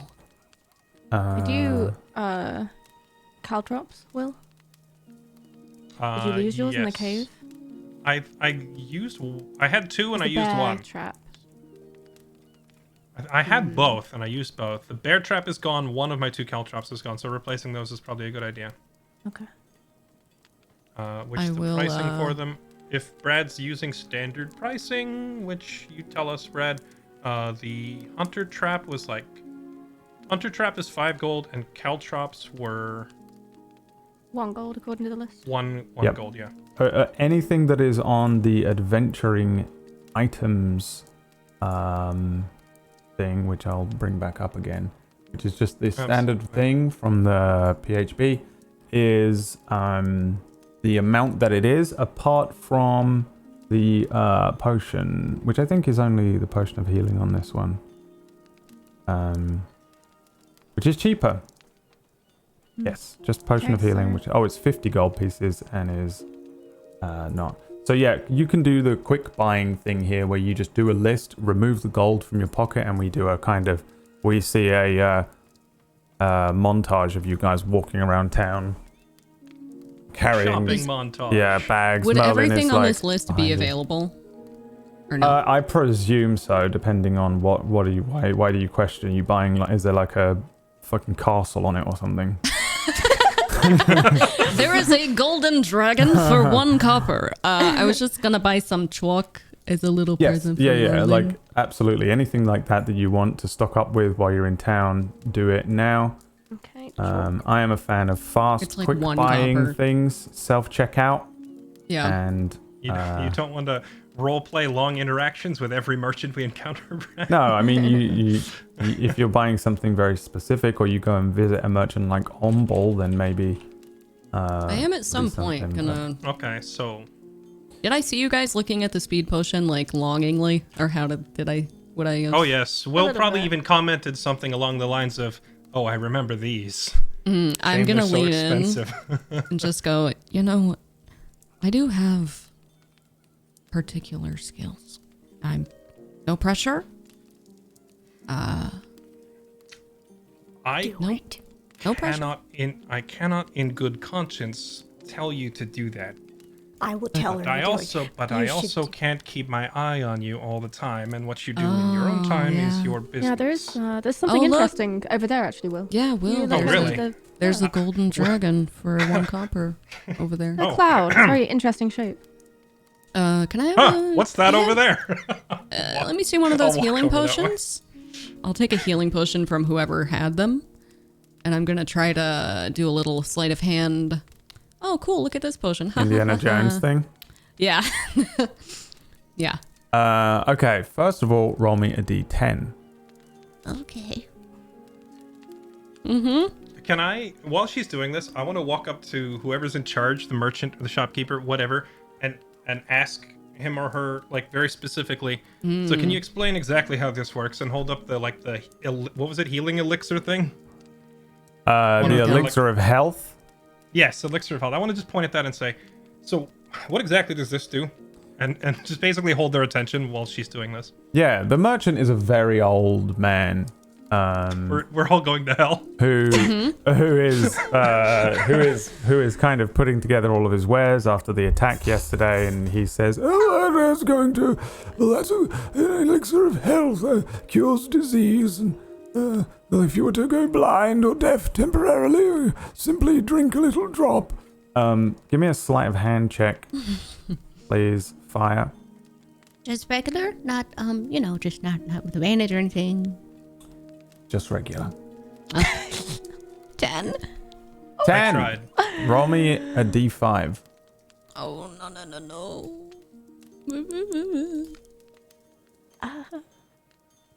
One? That's good, right? What is happening? No. That's good, right? Brad, We're all that's gonna good. die. It's good, Brad? but it's bad. Well, you said good first. You do it. It's super quick. No one sees anything, but there is a lot of pain in your hand. Which hand is the one that you switched it out with? I would have had the fancy one in my right hand and the decoy in the left hand, and so I would have switched the fancy one to my left hand and the cheap one to my right hand. Okay.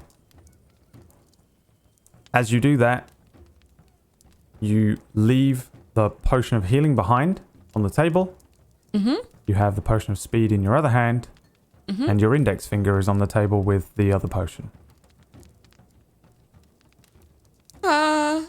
It's stuck to the bowl. The old man continues speaking to Will. They just see Help me me. with paralysis as well. Oh, sorry, come again. Varying creatures might bite you and leave you a little unable to move. Paralysis.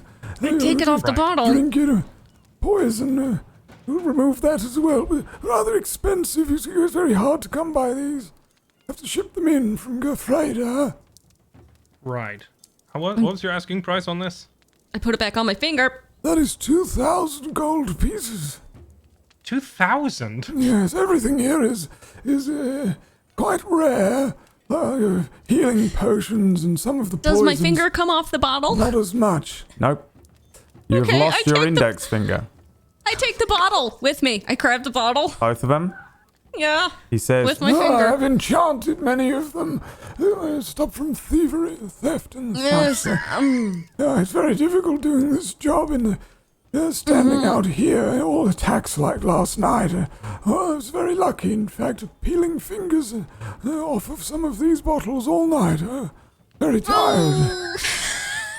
That would be He crazy. turns around and says, Oh, I forgot one. he peels your finger off and tosses it.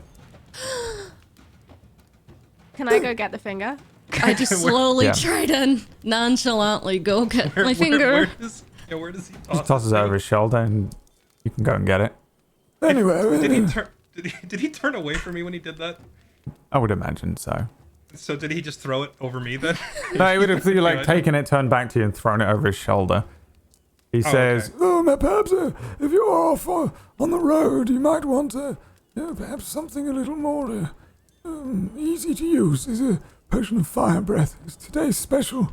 Yes, you have to use before the 17th of the month. What happens if you use it after it's expired? It goes out of date. It turns into orange juice, basically. Can we leave? We got there's Oh, yes, let can me we- rattle on and prattle on. there's To reiterate, I haven't seen.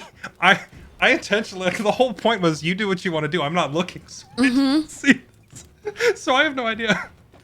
Look, I'm not sure what kind of clientele you're usually working with, but isn't 2,000 like who can actually afford this other than like rich nobles in Gefreda? How do you? Hey, Will! How do you, Hey, Yes. Will, we gotta go, okay? Town, actually. I heard someone calling you over there. Directly You know what I mean? Oh, yes, Right. don't let me hold you up. Anything else I can do for you today, dear? No, I think that'll be everything. Unfortunately, it's I'll have to come back. After I get paid. Oh, yes, yes. Oh, good day to you. I'll Good hurry day to off. you. Yeah, many hours Sir. of sunshine. I'll hurry off to see what fire's trying to get my attention for. I hand you the potion, and I hand you my finger. Duh! I just give them both back. What? Oh, wait. Got You it. do. I did it. Help. How do we reattach your finger? He knows he can do it. I mean, well, I take your finger and kind of just like try and push it onto where it shouldn't. Oh, that looks weird. Oh, Oh, never- that's I mean, okay, hold on. Well, first of all, is the sun out? No. Can you I you mean, know? I could try when there's some sunshine. I've never really done anything that well. Actually, fixed my catch. Will looking down at his own chest for a second. I've never actually done anything quite so. Okay, maybe, but I need. It's not sun. important, right? The index is not. You don't use That's it not for a- anything, right? I mean, You know, Is that your dominant use- hand too? That's gonna be. it's the way that I shoot my bow is fine. That's fine. I can use my teeth now. My tooth, my mouth. Right. Can This you? is why I don't condone stealing. well, we're learning all kinds of lessons today. Hey, Merlin. You'd think if he's able to put Yeah. powerful enchantments like that, he would have just fried all these incoming bandits too. Merlin's gonna magic it back. What if you just Oh, sort of yeah. dip it into the healing potion and then try and stick it back on? I don't know if that's how this will Merlin. work. I mean, this is a curse. Merlin, Yes. magic it back now, okay? Hold on, Marlon. You've got your Now! You could see if there's some sort of spell affecting it, right? I mean, yeah, I could. And I'll use detect magic. Oh, please. Yeah, just take all the time you need. Aside from all of the known magical elements to some of the things that you're wearing, including the new sets of rings that you each have, there is no magical element to there's nothing on the potion anymore. Any spell that was on it seems to have been removed, and no magical things going on with the finger or anything like that either. There's blood everywhere. This is not a clean cut or anything. It's just it's like your finger was torn off. I'm seeing tunnels. I'm seeing do you have- things are. There's Merlin, actually getting fix- dark. It's getting dark. Okay, you're not Things gonna are- bleed to death from a. Stop that. Do either of you have any kind of like hocus pocus that could put this back? I mean, I pass out. Oh no. Oh gee. Stop being dramatic. It's only a finger. How bad could it be? I don't know if I could fix this one. I know minor illusion. I can make it look like her finger's still there, but it's still not actually there. That might actually be helpful for the sake of calming her down. Oh, Maybe, well, I mean, she's wearing gloves. Can you not just stuff the finger with something? you can't do that. I mean, maybe she won't even notice if you just put the finger in there and then put the glove on her hand. It'll just look normal, and if she moves like the base spot of her finger around, it'll. I have a feeling the only way to undo this curse is actually giving that bottle back. Do you think giving it back will actually solve this? Well, Since you have detect magic up, it won't. It's happened. It was immediate, and Oh. it's over. got it. Okay, well, So at least you have a potion of speed that you can add to your items as well. But this is safe to carry now, right? yeah, no, it's not cursed. It's just a finger. I've always wanted to try one of these. Captains and above only in the army. They wouldn't give this to us grunts. It's a hell She's of a still drug is what bleeding it is. from the hand. There's a Oh, we there's- should probably stop that. yeah. I immediately I- cast minor illusion since fire wakes up.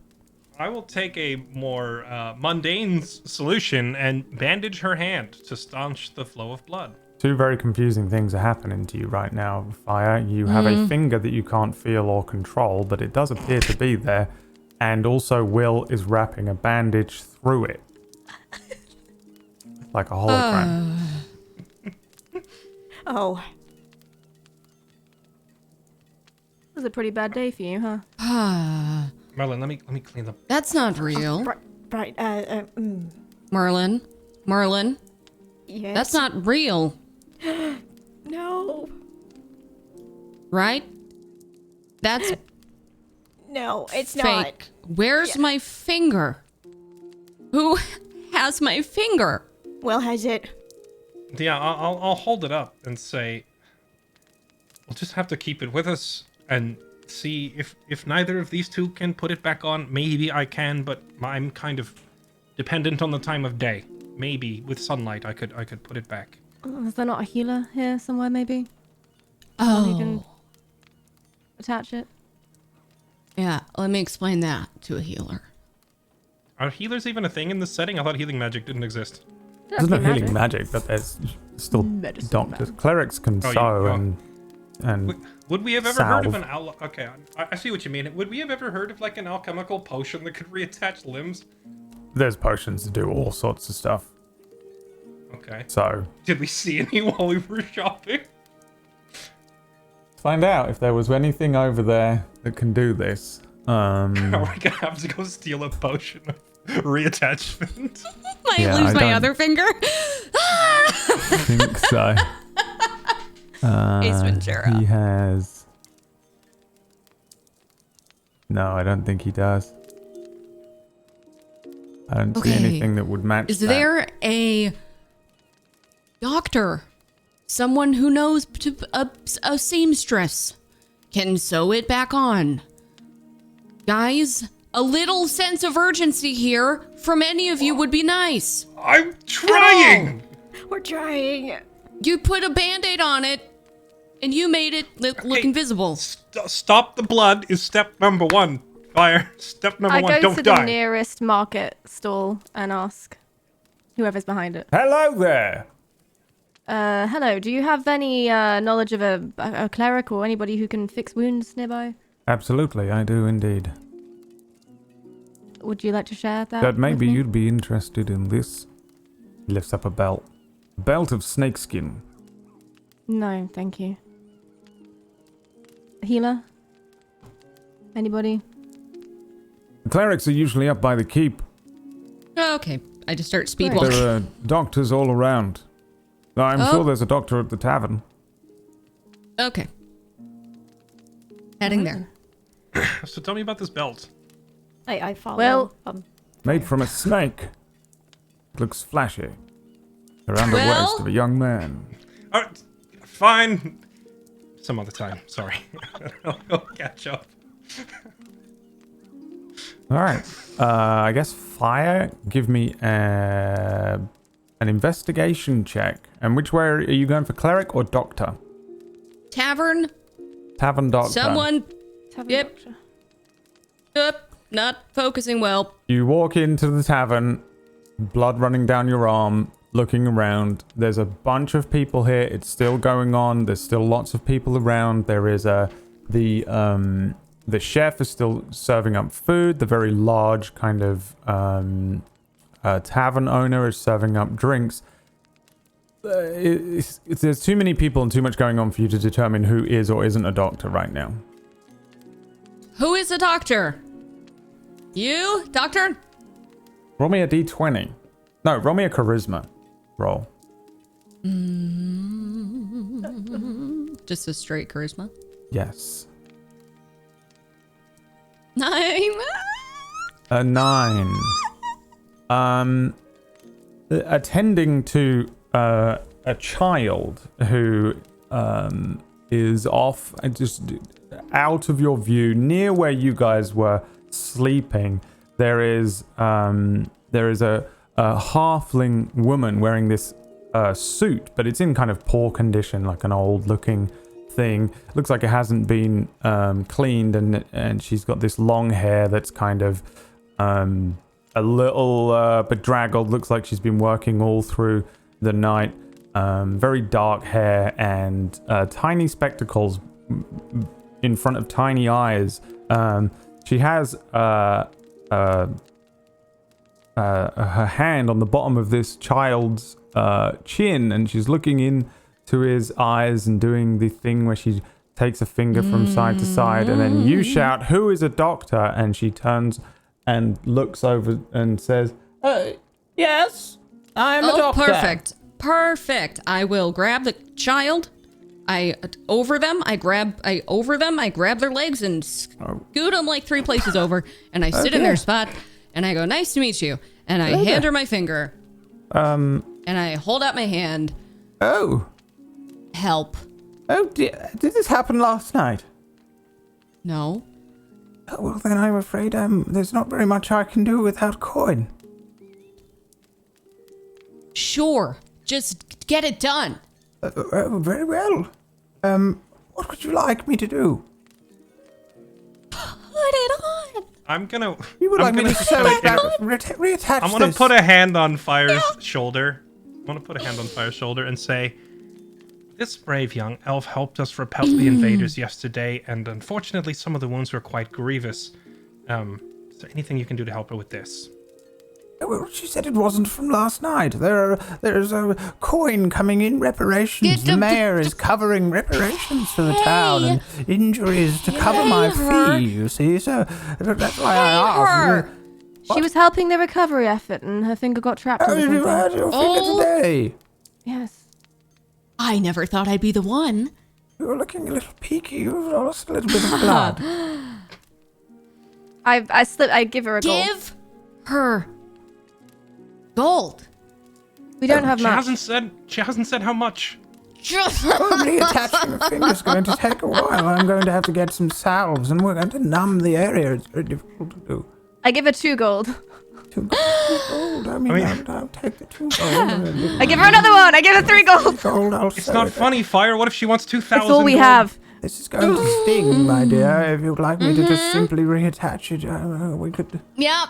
Oh, very well, okay. She turns to her side and pulls out a bottle of clear liquid and pours it onto your hand. It stings like crazy. Give me a Constitution saving throw. Oh, boy. Because you are hungover as well.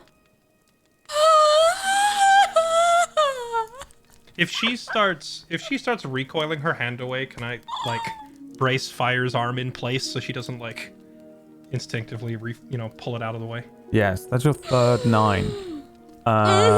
You pass out. Oh dear. I will intervene. I will intervene by like hold the finger and her arm in place. Even if she starts losing consciousness, I'm not gonna let her pull her hand out of there. Yeah. Fire. 20 minutes later. You wake up. The others are sitting around talking to this doctor. And your hand is throbbing. Your head is throbbing. And as consciousness returns to you, the doctor is speaking to Fix, Merlin, and Will, saying, "We won't be able to use it, of course. All the nerve endings. Nerves are what causes us to feel and sense. No. It'll be a dead finger, basically, on the end of a hand there. Very, very difficult to reattach a finger. I just simply sewed it back on. Well, it's a good start. It will certainly hurt for a long time. Do you have any rare herbs at all on you? I could sell some. I could sell you some herbs to stop any infections. Keep it clean, the gauze. How much? Yeah. And clean water as well. Yeah. It'll How just much be for another that? gold piece. Fine. Yes, oh, thank you. Yes, here.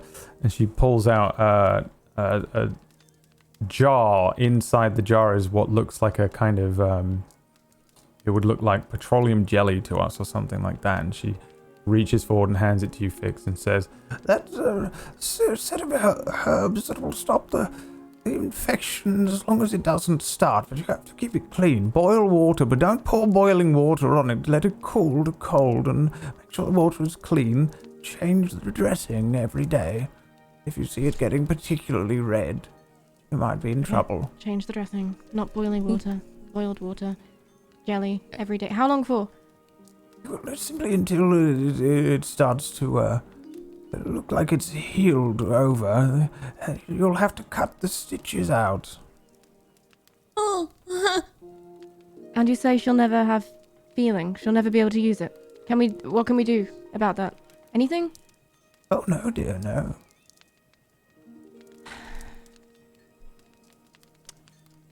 Well, you might have to learn to use your bow with your other hand, Fire. Oh, you fire a bow. Well, she did. Oh, yes, that'll be very difficult. Perhaps you could use your other fingers. Is that how that works? Or your feet. I've seen it Or before. just switch to a crossbow, the mechanically superior option. Just saying. Advancements in technology are quite a thing. Will? Not much of a fighter. Got a perfectly good heavy crossbow in the bag there. I'm gonna kill him. Very well, I'd better get back to my rounds. Good to meet you. Yes, thank you for your help. Very good.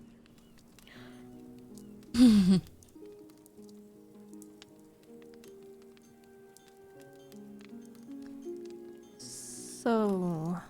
I'm so glad we fast traveled essentially through the shopping sequence. And it still ended up in this. Can I move it at all? No. And if you, any checks you make with a dexterity that involve using that finger will have a -2 to them.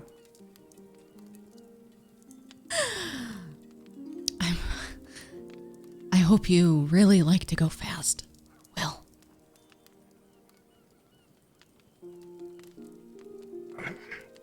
Sorry about your finger. At the same time, it was you who suggested stealing it. Don't put this on me. I put my gross surgery finger up against his lips. I'm not gonna let that happen. I'm just, nope, stiff-armed away from me. No, don't try to put this on me. You're the one whose first suggestion was thievery. I offered. A skill. And I said, do as you wish. You said, I will turn my back. Okay. You. Okay, You know I what? should have told you not to. You know what? Sure, I should have told you not to. Give it That's to on me. me. Give it to me. What, the potion? Here. Yeah. Take it. Careful, you might Thank lose you. another finger.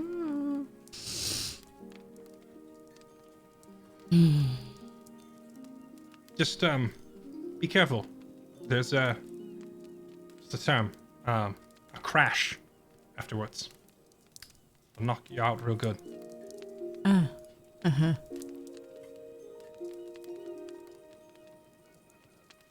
How's your head feeling, Merlin? Oh, yeah. I think after all that, I'm awake. I'm woke. Yeah. I didn't want to say it in front of her, but like putting the finger back on your hand, I don't know that I can help with that. But as far as the nerve damage, you being able to use it, I might be able to help with that. That seems a lot more doable, but I won't know until the sun is available.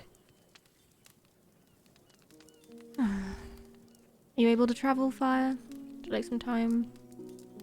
I'm great. Okay. Okay, well, let's do something that's less likely to get your appendages removed. If you were a peddler of hazardous materials, where would you set up in a town like this? I want to find this glass flax person at I can't say that name. I want to find that guy before we leave. And you've probably got the best shot at digging him up. Me? Yeah, they said it. Are you they said- insinuating that Fire might be less than an upstanding citizen? I'm just saying that thievery was her first choice. Whoa, and we're looking Will. for- What? I am insinuating that our criminal is a criminal, yes. I'm sorry. And the enabler is an enabler. Oh You know, my God. you helped. You Do you want me distracted to him. do you We're want in me this to together. Do you want me to enable your finger or not? I will. When the sun comes out, I will show you an enabler. Until then, quit blaming me. What would you like me to do? And I'll do it. Help me look for this glass flasks guy. Certainly.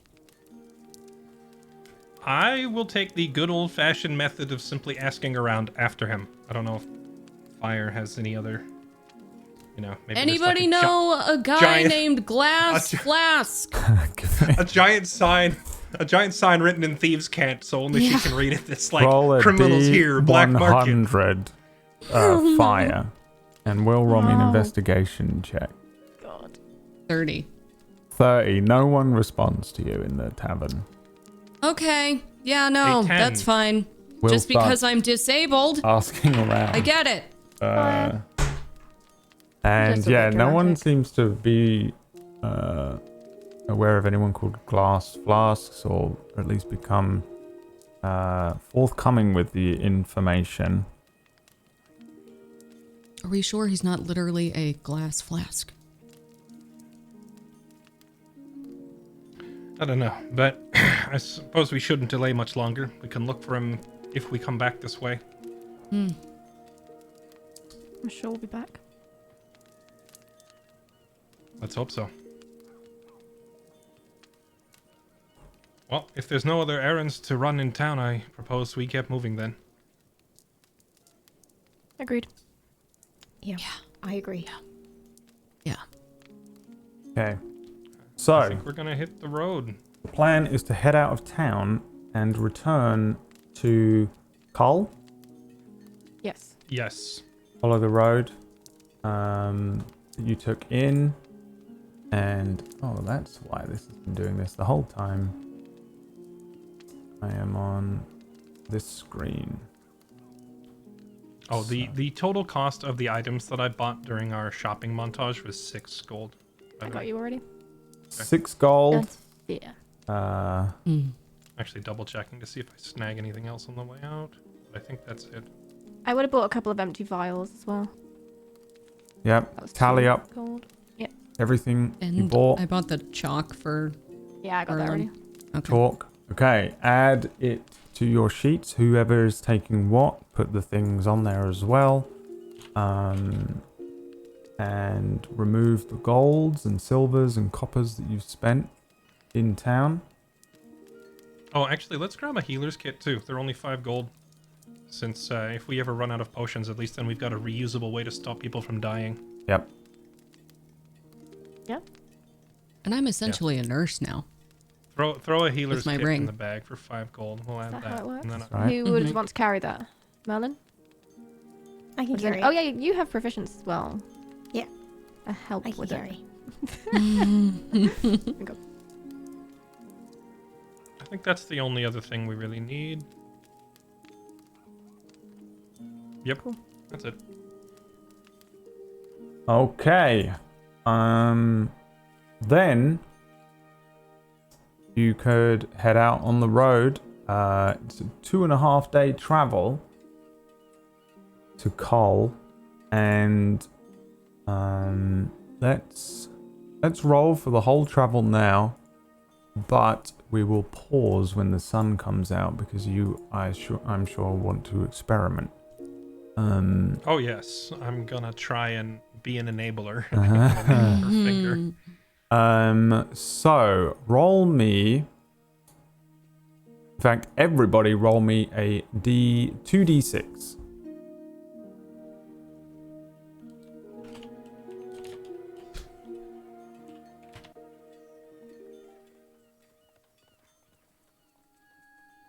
Let's see here. Merlin and Will, roll me a d6 each.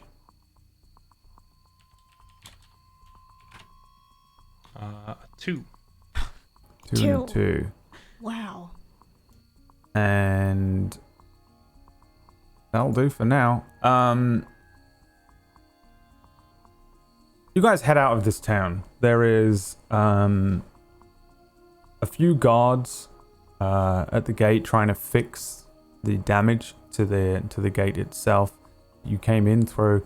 But ahead of you, the road looks very empty and quiet. The moon, small and distant, doesn't provide much light on the road ahead. But you kind of know the route in and out now. You kind of have a decent lay of the land. And each of you step out of Som's Point and return to the road, heading along the trader's route here.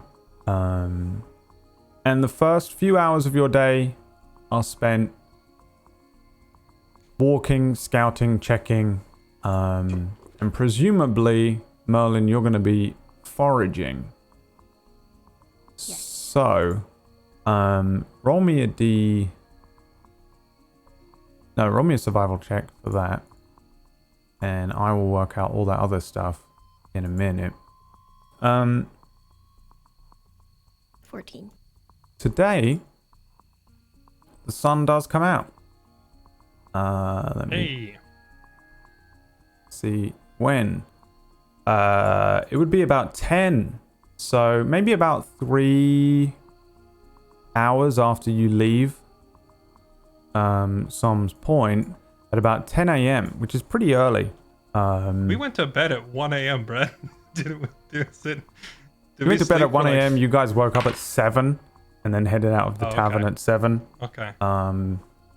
Did your bits in town and then wandered off again.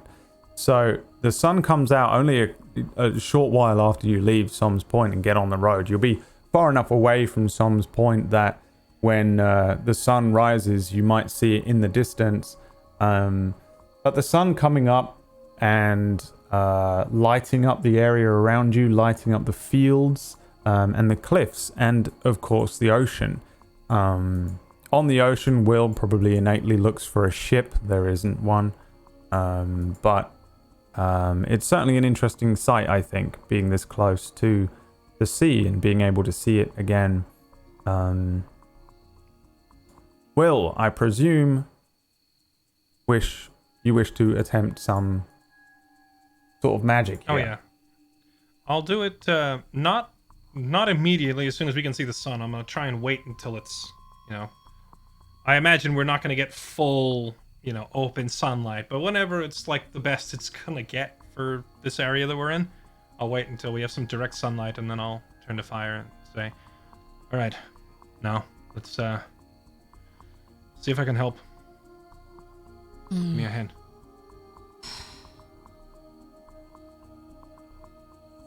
I'll give you my hand. I'll untie the bandages and then just kind of wrap my hand around her finger like so, like holding it in place, and then... All right. Gentle. Here we go. And I'll try to channel some lay on hands into her hand as delicately as possible. How many points of lay on hands would you like to use? All of it. All of it? Yes. 9 points. 9 points. How does this look for everyone who might be watching? I'm staring intently at it, by the way. Yeah, me I too. So is will Merlin. take a deep breath, and as I'm breathing in, the best way to describe it is almost kind of like glitter. It's like particles of sunlight getting drawn in along with the oxygen, and then Will just blows into the opening that he's holding, and the air is shiny as it washes over her hand and then dissipates into her skin. Fire, you feel probably when he takes your hand, just it would hurt a lot. The pain, the throbbing of a wound that's that bad and so fresh. Any movement in it is awful. As he grabs your hand and moves it, there's an immense amount of pain. You probably get a little lightheaded for a moment as he takes his hand into yours. But as he begins to concentrate, and as you begin to see these kind of sparks, this glitter almost, the pain very quickly begins to dissipate. By the time he takes his hand away from yours, you feel no pain in your finger whatsoever. You can move it, but it's still full of stitches. It's sealed, it's healed. There is a scar that you can see, but it is completely healed. Oh my... Will. Oh. Did it work? Yeah. Glad to hear it. We'll need your bow hand. What did it feel like? It just... was overwhelming, and then the pain just started to fade, and then I could feel it, but it didn't hurt. Felt warm, didn't it? Yeah. Feels like basking in sunlight, which is not really possible around here. There's never enough. But I guess if I had to imagine what it would be like to just stand there with no clouds and no mist, that's what it would feel like. Look. And I'll show them what it looks like now. Wow. We need to get those stitches out of there. Oh, can you give me 30 seconds to enjoy it before we have to pull? Just go for it, and I'll just close my eyes and hand you my hand again. Just, yeah, trust me, it's, you'll enjoy it far more if it heals properly, and that means getting this stuff out of here. Oh, right, we bought a healer's kit. Get that, it's got scissors and wire and such in it. I'm gonna need it. Unless one of you is better at this than I am. I know how to do it. Not gonna claim it to be my strong suit. Does anyone have hold my experience? gauntlet up, and I'm just like, it's kind of. I may have a steadier hand. Yeah, no, I'll do it. So Merlin kind of scurries on over to Fire and takes her hand gently, and with the healer's kit, he pulls out the necessary tools he needs to undo the stitches gently. You're gonna make me do a roll, aren't you, Brad? No. Frank. No. Oh, okay. Oh. You do remove the finger again. Yeah, it takes a little time as you guys maybe take a short break here to allow Merlin to do this. And it's not comfortable, Fire, but he has to remove these stitches, and there's, a lot of pain, and it's awkward because your hand healed with stitches in it that are not, nice modern day stitches. This is just string or wire or whatever this woman was using. But he does so. You have a few little holes in your finger, but it's nowhere near as bad as it was. And if anything, your finger feels brand new. It was better than it felt before. How do you do that, Will? How do you know it'll work? I don't know. It's the same way when we're fighting and I use magic. The words that I'm saying, I know what they mean, but I don't know what they mean. It's hard to describe. It's almost like I can see a visual of it happening. I know what it's going to do, but I can't translate the words, so I don't know what I'm saying. I don't know what it means. It's like I'm speaking someone else's language that's just been imprinted on me. Interesting. Well, what you have is a gift, and, well, by the gods' grace, it was given to you and not to someone like Arias. Suppose so. Open a little stand by the side of the road removing diseases after this, like you said, huh, Fire? I wasn't going to say it, but oh my god. You were waiting. I was just out with it. I will never be able to have this conversation now without thinking of you and your little We will never work side of the road. again. Side of the You road medicine just- stand. My finger was gone, and it's brand new. It's brand new. Do you understand how much gold you could charge? Limb reattaching? Healing the nerve? Gold was never really a huge motivator for me even before, and with all that's happened now, honestly, I just need enough gold to pay the merchants what they want for the stuff we need. Well, how humble and nice of you. Alright, fine. If I see an opportunity to make a little extra on the side, well, sell swords don't work for free, I get it.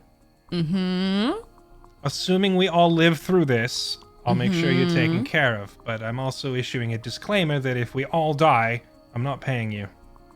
Fair? Does it count if you kill us at the end? To get out of the deal? Okay, see, only you would think of this. Paranoid. Thought I was the paranoid one. It is at that moment. Merlin, roll me a dexterity saving throw. Am I gonna get picked up by a giant hawk? He's gonna get bird napped. No. 10. Oh no, it's only a 10. A 10. 10. I That's shall enough. roll for the creature that is above you and the other creature that is above you. Oh, it's too good. Merlin, there is a sound from above you all of a sudden. Each of you hears it, this screeching sound, and an enormous thing swoops down towards where you all are. Everyone can give me nature checks.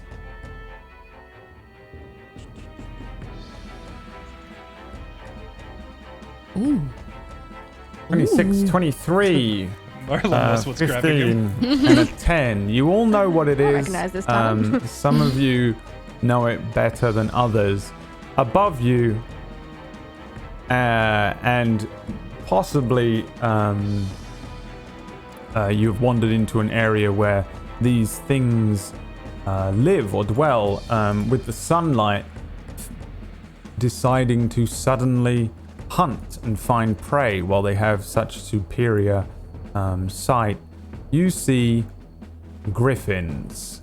Big avian carnivores, muscular bodies which are shaped like a lion, with the head of an eagle, wings of an eagle. One of them swoops down, these huge claws, grabbing towards where Merlin is. Just in time, Merlin, you duck down as a second one flies and circles around behind each of you as well. I'm going to bring you over to the battle map because you are under attack from a random encounter with 2 griffins. Before we get too far into this, do we need to determine who is carrying the healing potions we just bought? Yes. I imagine 9. would have taken You 2 do. each, and then one person would have had the leftovers. Leftover probably would go to There's 2 6 then. leftover. Yeah, sure. So I've got 4, Did we and the get, rest did of we you get got 2. 9 or we only got 9, right? Because we swapped 1 for the potion of speed, or did we end up grabbing all 10? No, you got all 10 because she took them. Oh, okay. Mm-hmm. Perfect. Oh, yes. All right.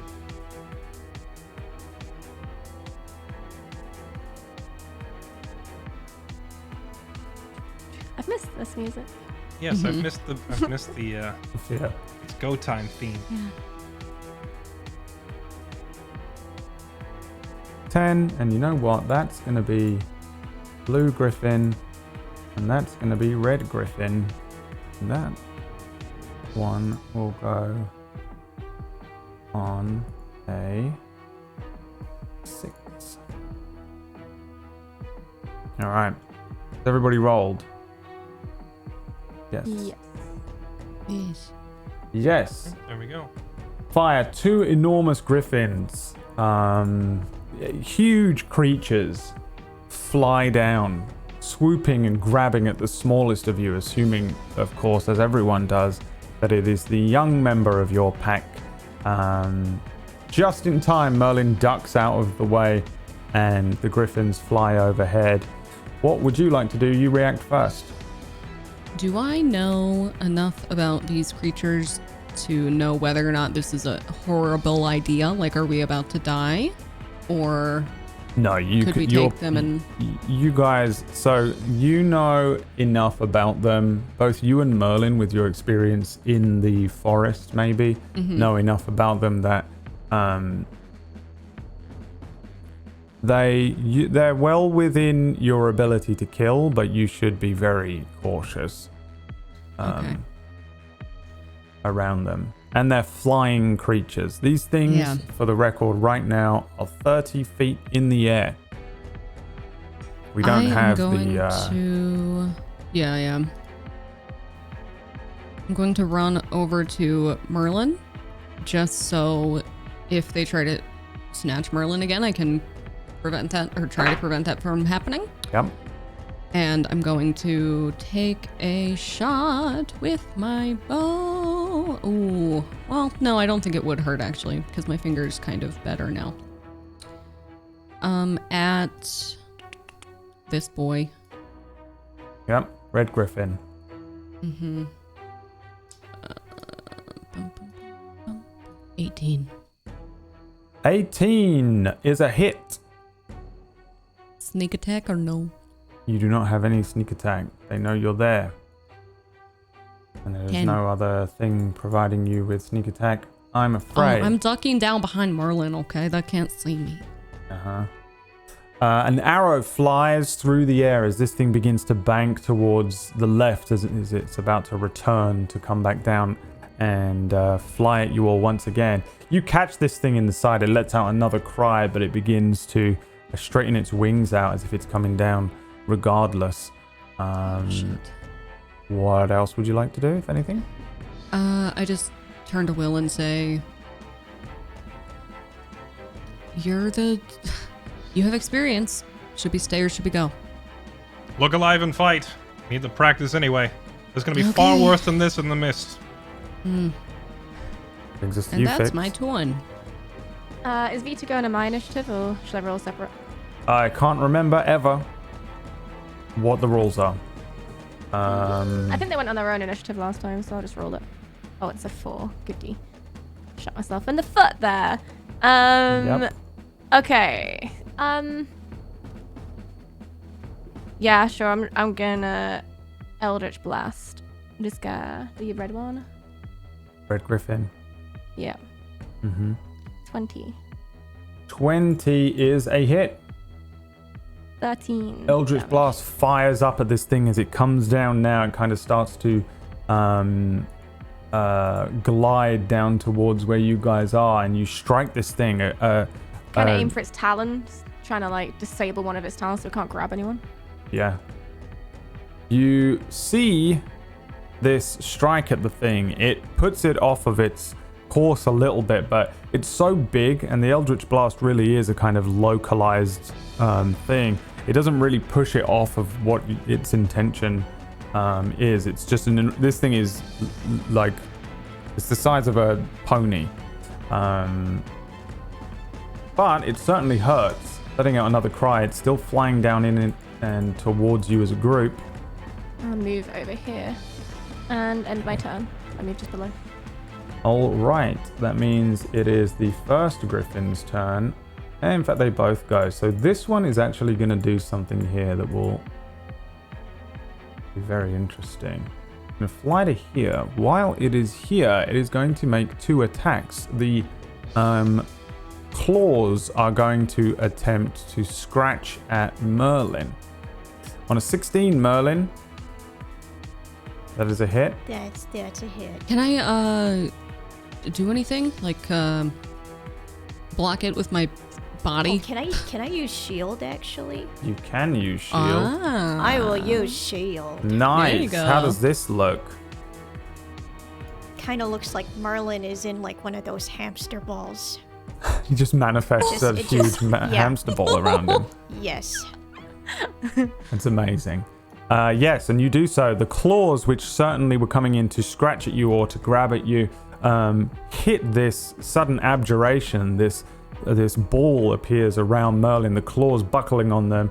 The creature lets out a cry, but still, as it is flying past Hairfire, it's going to attempt to bite you with its beak on a 20. Yeah. Oh. That is 8 piercing damage from you. As just as you've got your finger back here, it bites a strip of flesh from your shoulder, unless... I may have a reaction. I just need to double check Yeah. if I can use it in this context. One sec.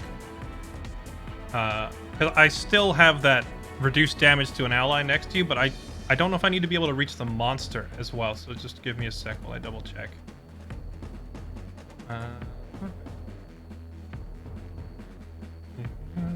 Oh no, I don't have to reach the monster. I just have to be able to reach fire. So yes, I can reduce that damage.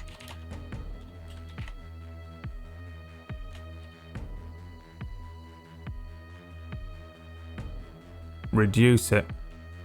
Lock 7. Ooh, Nice. wow. Probably like as this thing goes to bite at you, Will like grabs the back of your clothing and just pulls you back far enough that this thing, the beak scratches across your shoulder, and actually it's going to keep flying away. It will continue to fly away from you. It has entered both Merlin and Fire and Vita's threat range and then flown out of it again. So you guys can have an opportunity attack if you want. Yeah. I was just waiting for you to say they have the flyby trait where they don't get Nope. attacks. Ooh. Ooh. It's regretting that decision. Yes. Yeah, I want to stab it right in the wing. Can attack too. You can hit too, but it has to be with like a melee weapon or something, like the staff Oh, melee melee. abilities, something like that. Oh, okay, all right. Actually, she I'll used do this. shield. Oh, but So she oh yeah, can. no, I used Oh, shield, you've never used mind. your reaction. Sorry, yeah. So that Yeah. consumes your reaction. Yeah. Give me the dagger damage as you run a dagger through this thing. Another 10. As you open a nasty cut along the flank of this thing, it flies past you both and then upwards. It is now 40 feet in the air as well as 40 feet away from you right now. The second griffin comes in. Hang on, Vita also hit it, I think, on an 18. Yes, you can do that if you want. I don't know where how to is roll the that? damage, I've Yes, you forgotten. click on the word attack in the thing. Nice. Oh, right, okay, yeah. Never mind. Take that Yeah. Vita spinning around with these kind of wooden flaming hands that he has, is able to manifest small spikes on the end of them, slashing and striking at the griffin too. Also, the burning and the heat that is put out by Vita burns the creature for 5 slashing damage and 4 burning or fire damage. So it's another 9 damage to this thing. It is still up, however. The next griffin lands beside you, Will, Fire, and Merlin, with the huge wings of this thing spreading out behind you as it comes down, landing on these huge lion's legs and lifting itself up on those hind legs. It is first going to attempt to swipe at you, Will, with some claws on a 17. That will not hit. And then again, Merlin, this one's going to try and eat you, but your shield is still in effect. So a 19. Your AC is currently, whatever your AC is, plus 5. Oh, 17. So, yeah, that's a hit. So this one's going to get you. For 7 piercing damage. Will manages to get a shield up as these claws come down as this thing lands. But while everyone is distracted with the one flying away and this one landing behind it, Merlin, you turn around and there is a nasty peck. It feels like you've probably been punched at first before you realize this thing has torn a strip of flesh from you. A nasty ribbon of flesh from your chest. Warm blood running down your chest here as this thing manages to grab a little bit of Merlin for lunch, and it is your turn as this thing chokes down a piece of your chest. All right, I'm gonna use Scorching Ray on both of them. Okay, so that's 1. So that's 7 on the blue. Okay. And then I think I can do it again because it's. I think you get 3. Are you going to take a step back first? Me? Yeah. Oh. Okay, I take a step back and then I do Just it. curious. Okay, Well, and then. Well, so I guess it's still. Scorching Ray is a ranged spell attack. Remember, when you do a ranged attack from melee, Right. Yep. you're going to have disadvantage. However, if you step back, you're also stepping out of this thing's threat range and it might try and eat you again. Oh boy. You kind of have to decide here whether it's worth. You can launch all 3 Scorching Rays at the one that's far away from you and not have disadvantage. Okay, you know what? I'll do that. I'll stay put here and then I'll hit the red one. Okay. Okay, so all 3 will go. 16. I don't know if that's a hit. 24 and a 16 is a hit, yes. And another one. 7. 12. 12 is a hit. Okay. 10. How do you kill it? This thing is flying upwards. I would imagine it looking like a barbecue. Yes, it hit. It's like something out of Dragon Ball Z, is these kind of scorching rays homing missile upwards and follow this creature as it begins to turn in midair, once again turning for another kind of strafing run here. It is suddenly hit by 3 huge blasts of fire. There's a moment where there's just some smoke and flame before the thing is spinning and flying towards the ground with a thud. It hits the ground ahead of you. The one behind you, however, looks fresh as a daisy, and you are still stood here. Is that end of your turn? Yeah, that ends my turn. All right, Vita. Vita's gonna fly over to the back of it and take the help action. Okay. Who are you helping? Will. Will. Will's turn. Decisions. Because you have no idea how badly I want to climb onto this thing. If it flies and you fall off, there's nothing we can do. Will already knows. He Merlin dies. Will knows that Merlin has Featherfall. He told me as such. In fact, he rubs my nose in the fact that he has Featherfall. That Yes, is but true. Merlin We kind also of pranked sometimes you. sits down and eats dirt in the middle of combat. So if you want That's to... true. You know, you gotta weigh your pros and cons here. Yeah. I mean, if I can't rely on him here, I certainly can't rely on him in the wet mist. So, maybe it's a test here. Okay. Would the help from Vita assist me with the grapple attempt or no?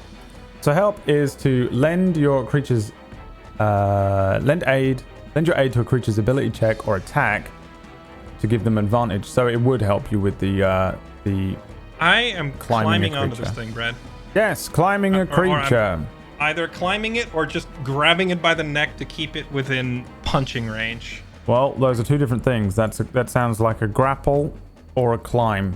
What do you want to do? Okay, I kind of assumed they would be the same. Well, in that case, so I can either grapple it or climb on it? Well, yeah, grappling, you're kind of trying to hold it in place, right?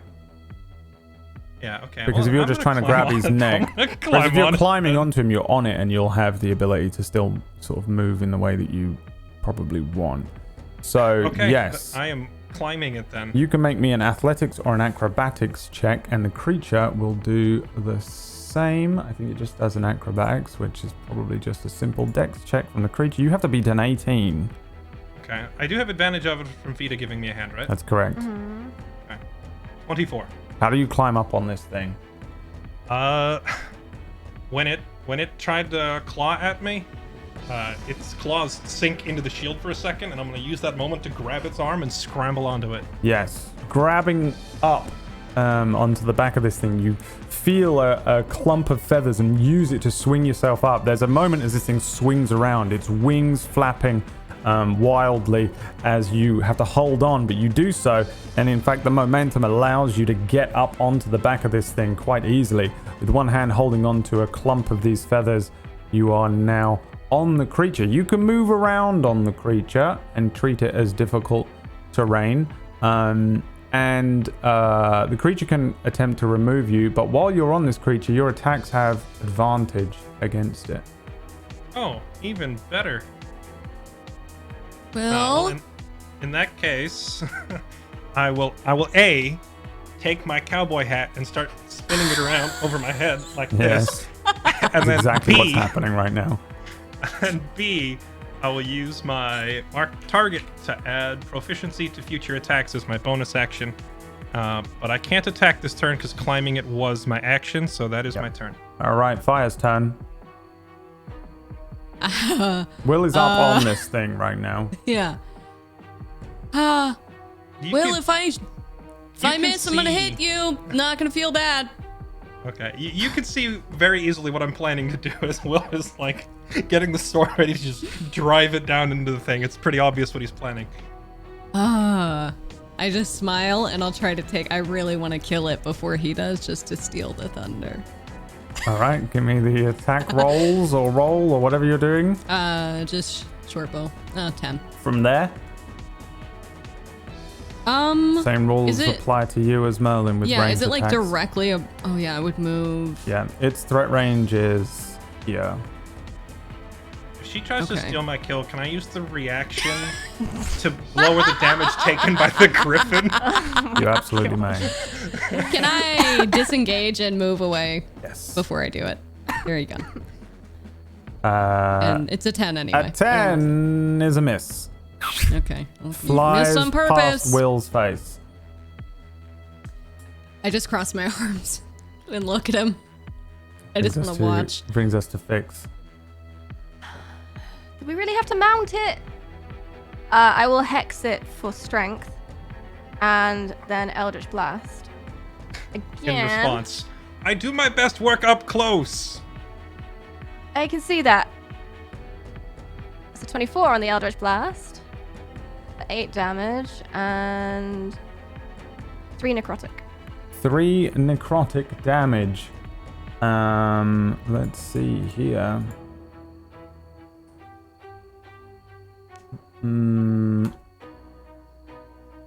11 damage to this creature as an Eldritch Blast flies forward, strikes the thing. It seems to be far more concerned with Will on its back right now.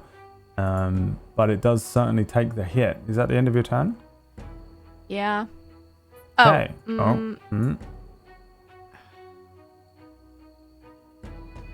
I'm gonna move up to Merlin. Yeah, and then I'm gonna end my turn. All right. This thing do. No, I wonder. no, it can't. I don't like the sound of it. Whatever it is, it can't. I read it. I read the book. All right, about- fine. It can't. In that case, if that's what you sure? I don't know. Brad, All is it good or bad? How about you tell me that? Well, that's what I'm asking you. You tell me. Did you read the book and can it do it? I can't read. Yeah.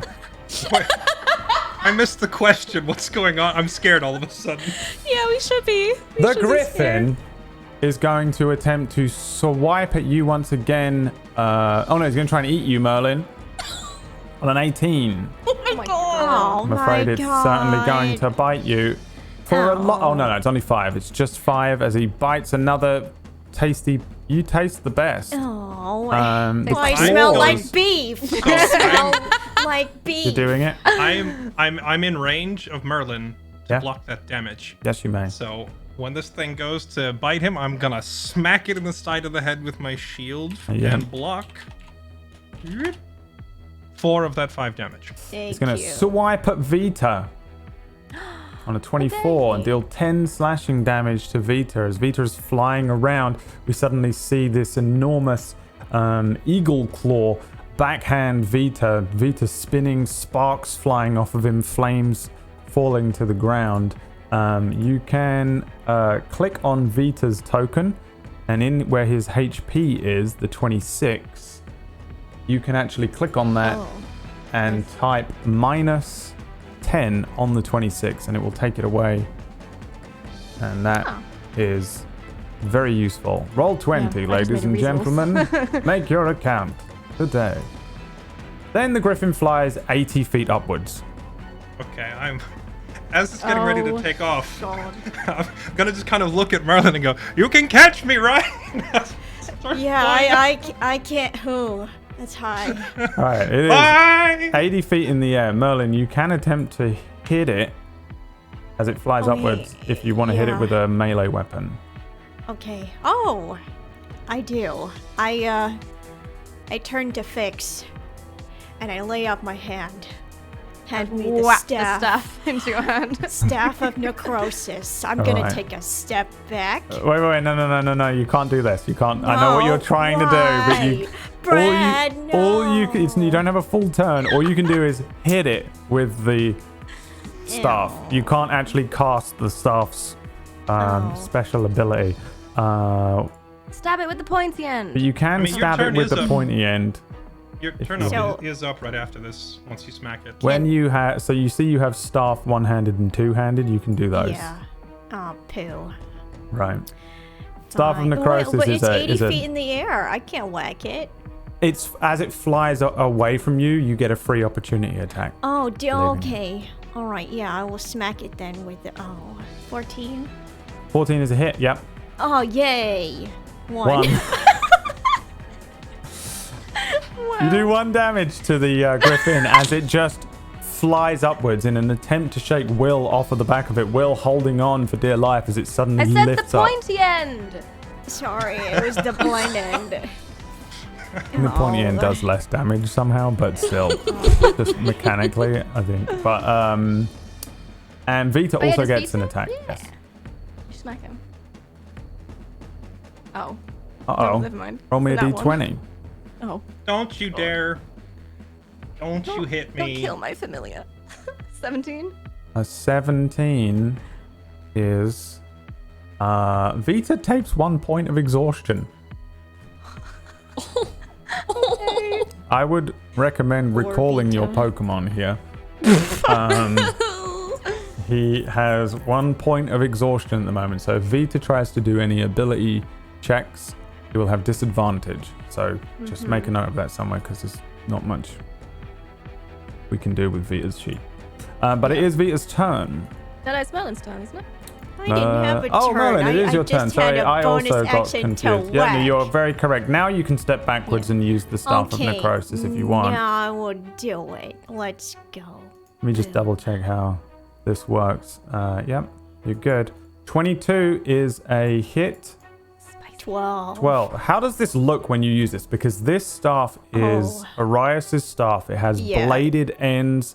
It is a nasty looking wooden, dark wooden thing. And it is 5 foot. In it and everything. And it's 5 foot long, green. while you are only 3 foot tall. And but how does it look when you cast the necrotic spell that this thing is innately able to launch out? It is a very evil spell. Yeah, I would imagine this is quite horrifying. Like, it unleashes like 1,000 screams and it just blasts this griffin. Yeah. Yes. Oof.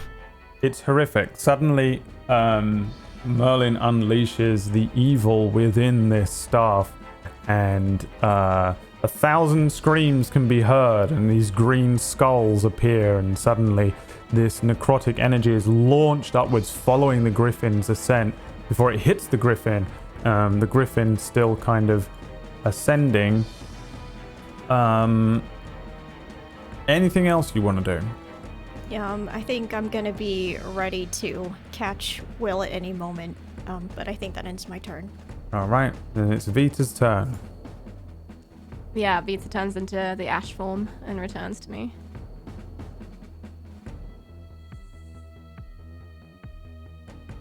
And that's all it does. And that is all it does. And then, Will, your turn. You're 80 feet in the air on this thing as it's flying up. I am going to try and make sure to get my footing steady. Bonus action, Thunderous Smite. And I'm just gonna plant my sword in this thing like Excalibur going into a rock. Okay. Or... Actually, I'm gonna cast Booming Blade as I do. I'll use the Booming Blade attack, because I believe I can do them at the same time. And it is a 20. 20's a hit? Not a nat 20, but a 20 total. Yeah. Give me all the damage. I'm also going to Divine Smite, just in case. I want to make sure it dies. So that will be this plus this plus this plus 2, so 19 damage total. 19 damage to the creature. I don't actually know if that's going to kill it. These things are kind of durable. It doesn't. It hurts it real bad. You plunge the sword into this thing's back. It is enshrouded in the booming blade thing. And the smite goes off, and the creature lets out a terrible cry, blood rushing down the sword, but somehow it remains in flight. Another swoop of the wings as it continues the ascent with you holding on, probably to your own sword for a lot of this. The others would be able to hear it too, because Thunderous Smite has like a 300-foot range, so they would just hear this. Disclaimer: I haven't messed with my I don't know how loud this is, so hopefully this doesn't kill anybody.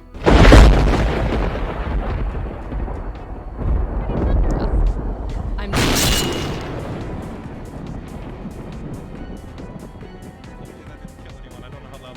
It was extremely loud, but luckily I got it, so it was only loud for Brian, Leah, and Disby.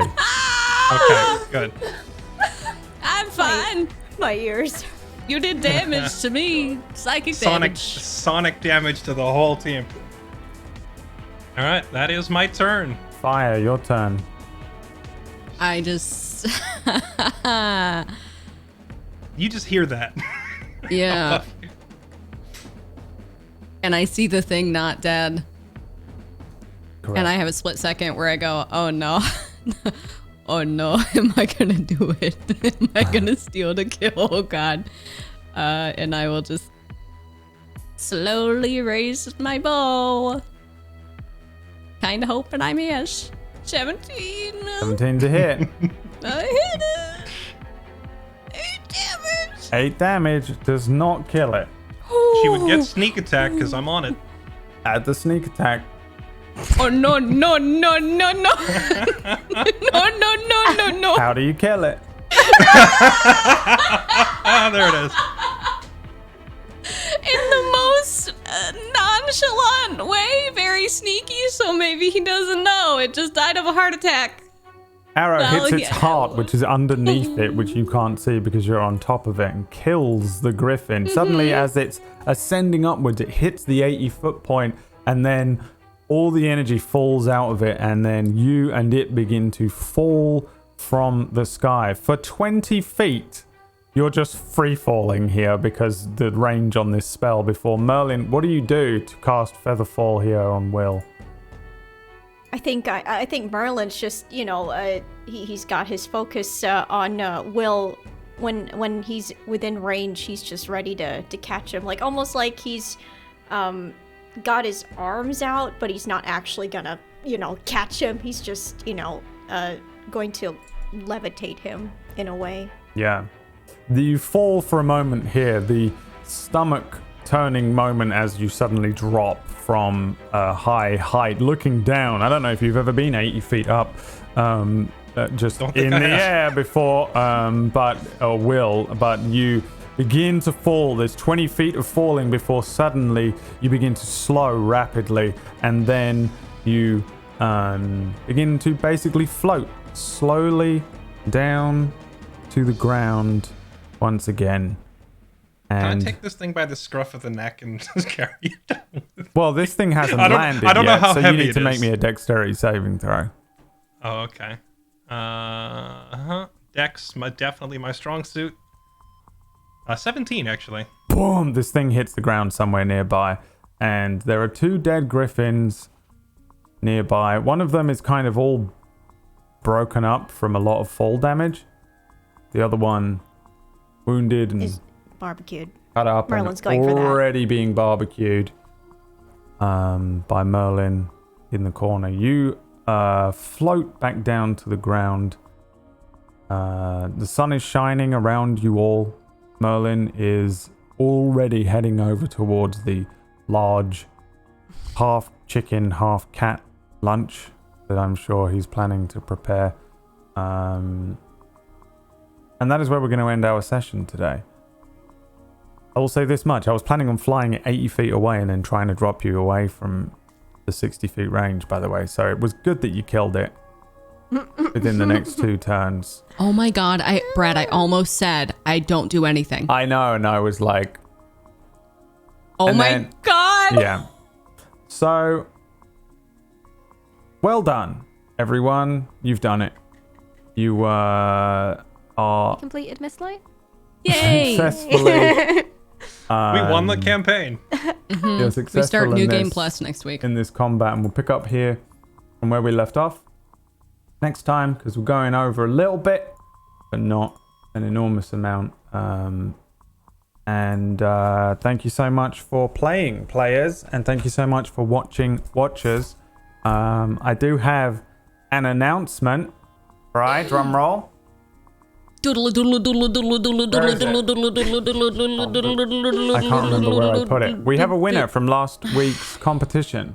And Bri, you're going to love it. Guess who it is? It's me! That's right. The winner, well, no, it wasn't. But it was somebody known as Chris_Kipling in the chat. Of all the people. We know Kipling a little. So I know everyone's going to be like, this is rigged. Amazingly, No, I would have rigged yes. it against him. He knows that. We did the draw earlier on. Chris Kipling has won the giveaway that was a disaster last week when I announced that it was live, and it wasn't, and it was chaos after that for a little while. So well done, Kipling. Kip. He's a good lad, really. I give him a lot of jip on the stream, but he's a good dude. And congrats. So I guess I will just contact you personally and and grab your address, and I'll send you over a copy of where is it? Here it is.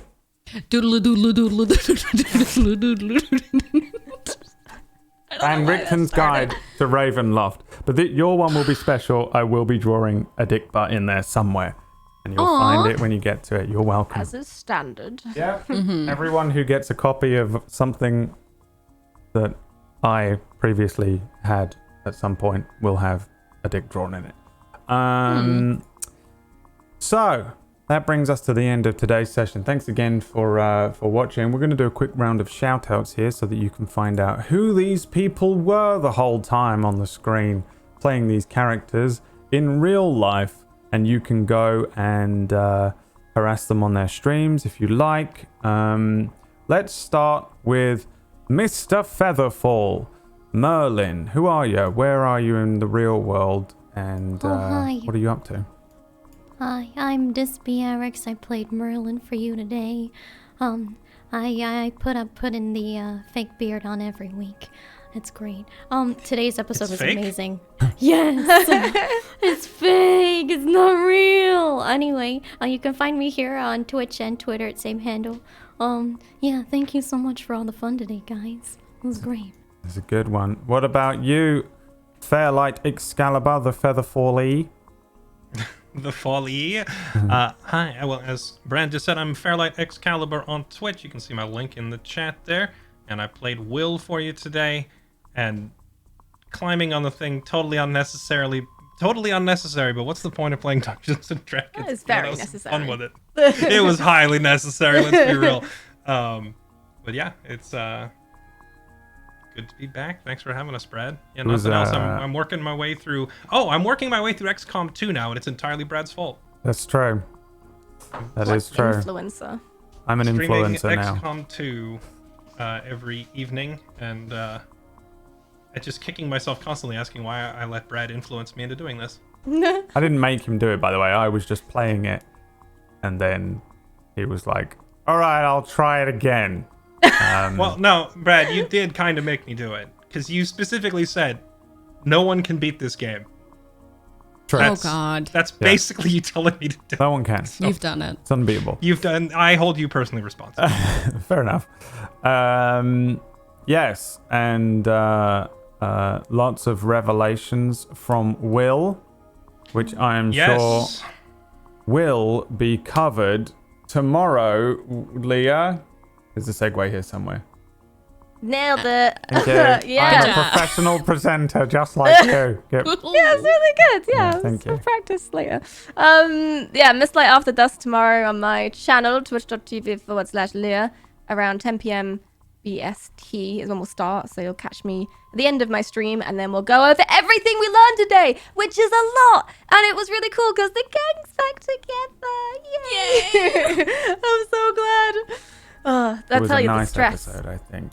Yeah. The stress of the last few weeks, man. It was like, we're splitting up. Is it me? Is it you? What's happening? So anyway, yes, you can catch me on my channel playing video games. I did not frantically spend days preparing 3-player versions where you three ended up splitting up and Will by himself has his own Oh my goodness, you special actually one. have the Yeah, I scenes was and very ready because I was like, I think they might be splitting the party here. Wow. So I was extremely ready for it, but didn't need it. So that's what it is, man. That's what it is. What about you, Bri?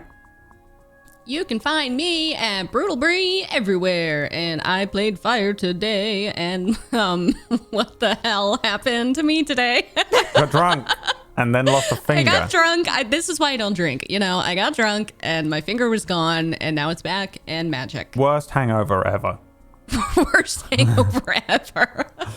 I'm never drinking again. I saw someone write in the chat, like, what did Brad do or what did Bree do to piss off Brad this week? And it's just like, the thing is, like, I just have this thing in my head where I'm like, why wouldn't merchants protect their wares with like spells if they were like, you know how we have those little white things with the string around them that we put around like big things and they set off the alarms and you go, I'm like, if I was a potion seller, I would have a curse on my shit for if someone tried to steal it.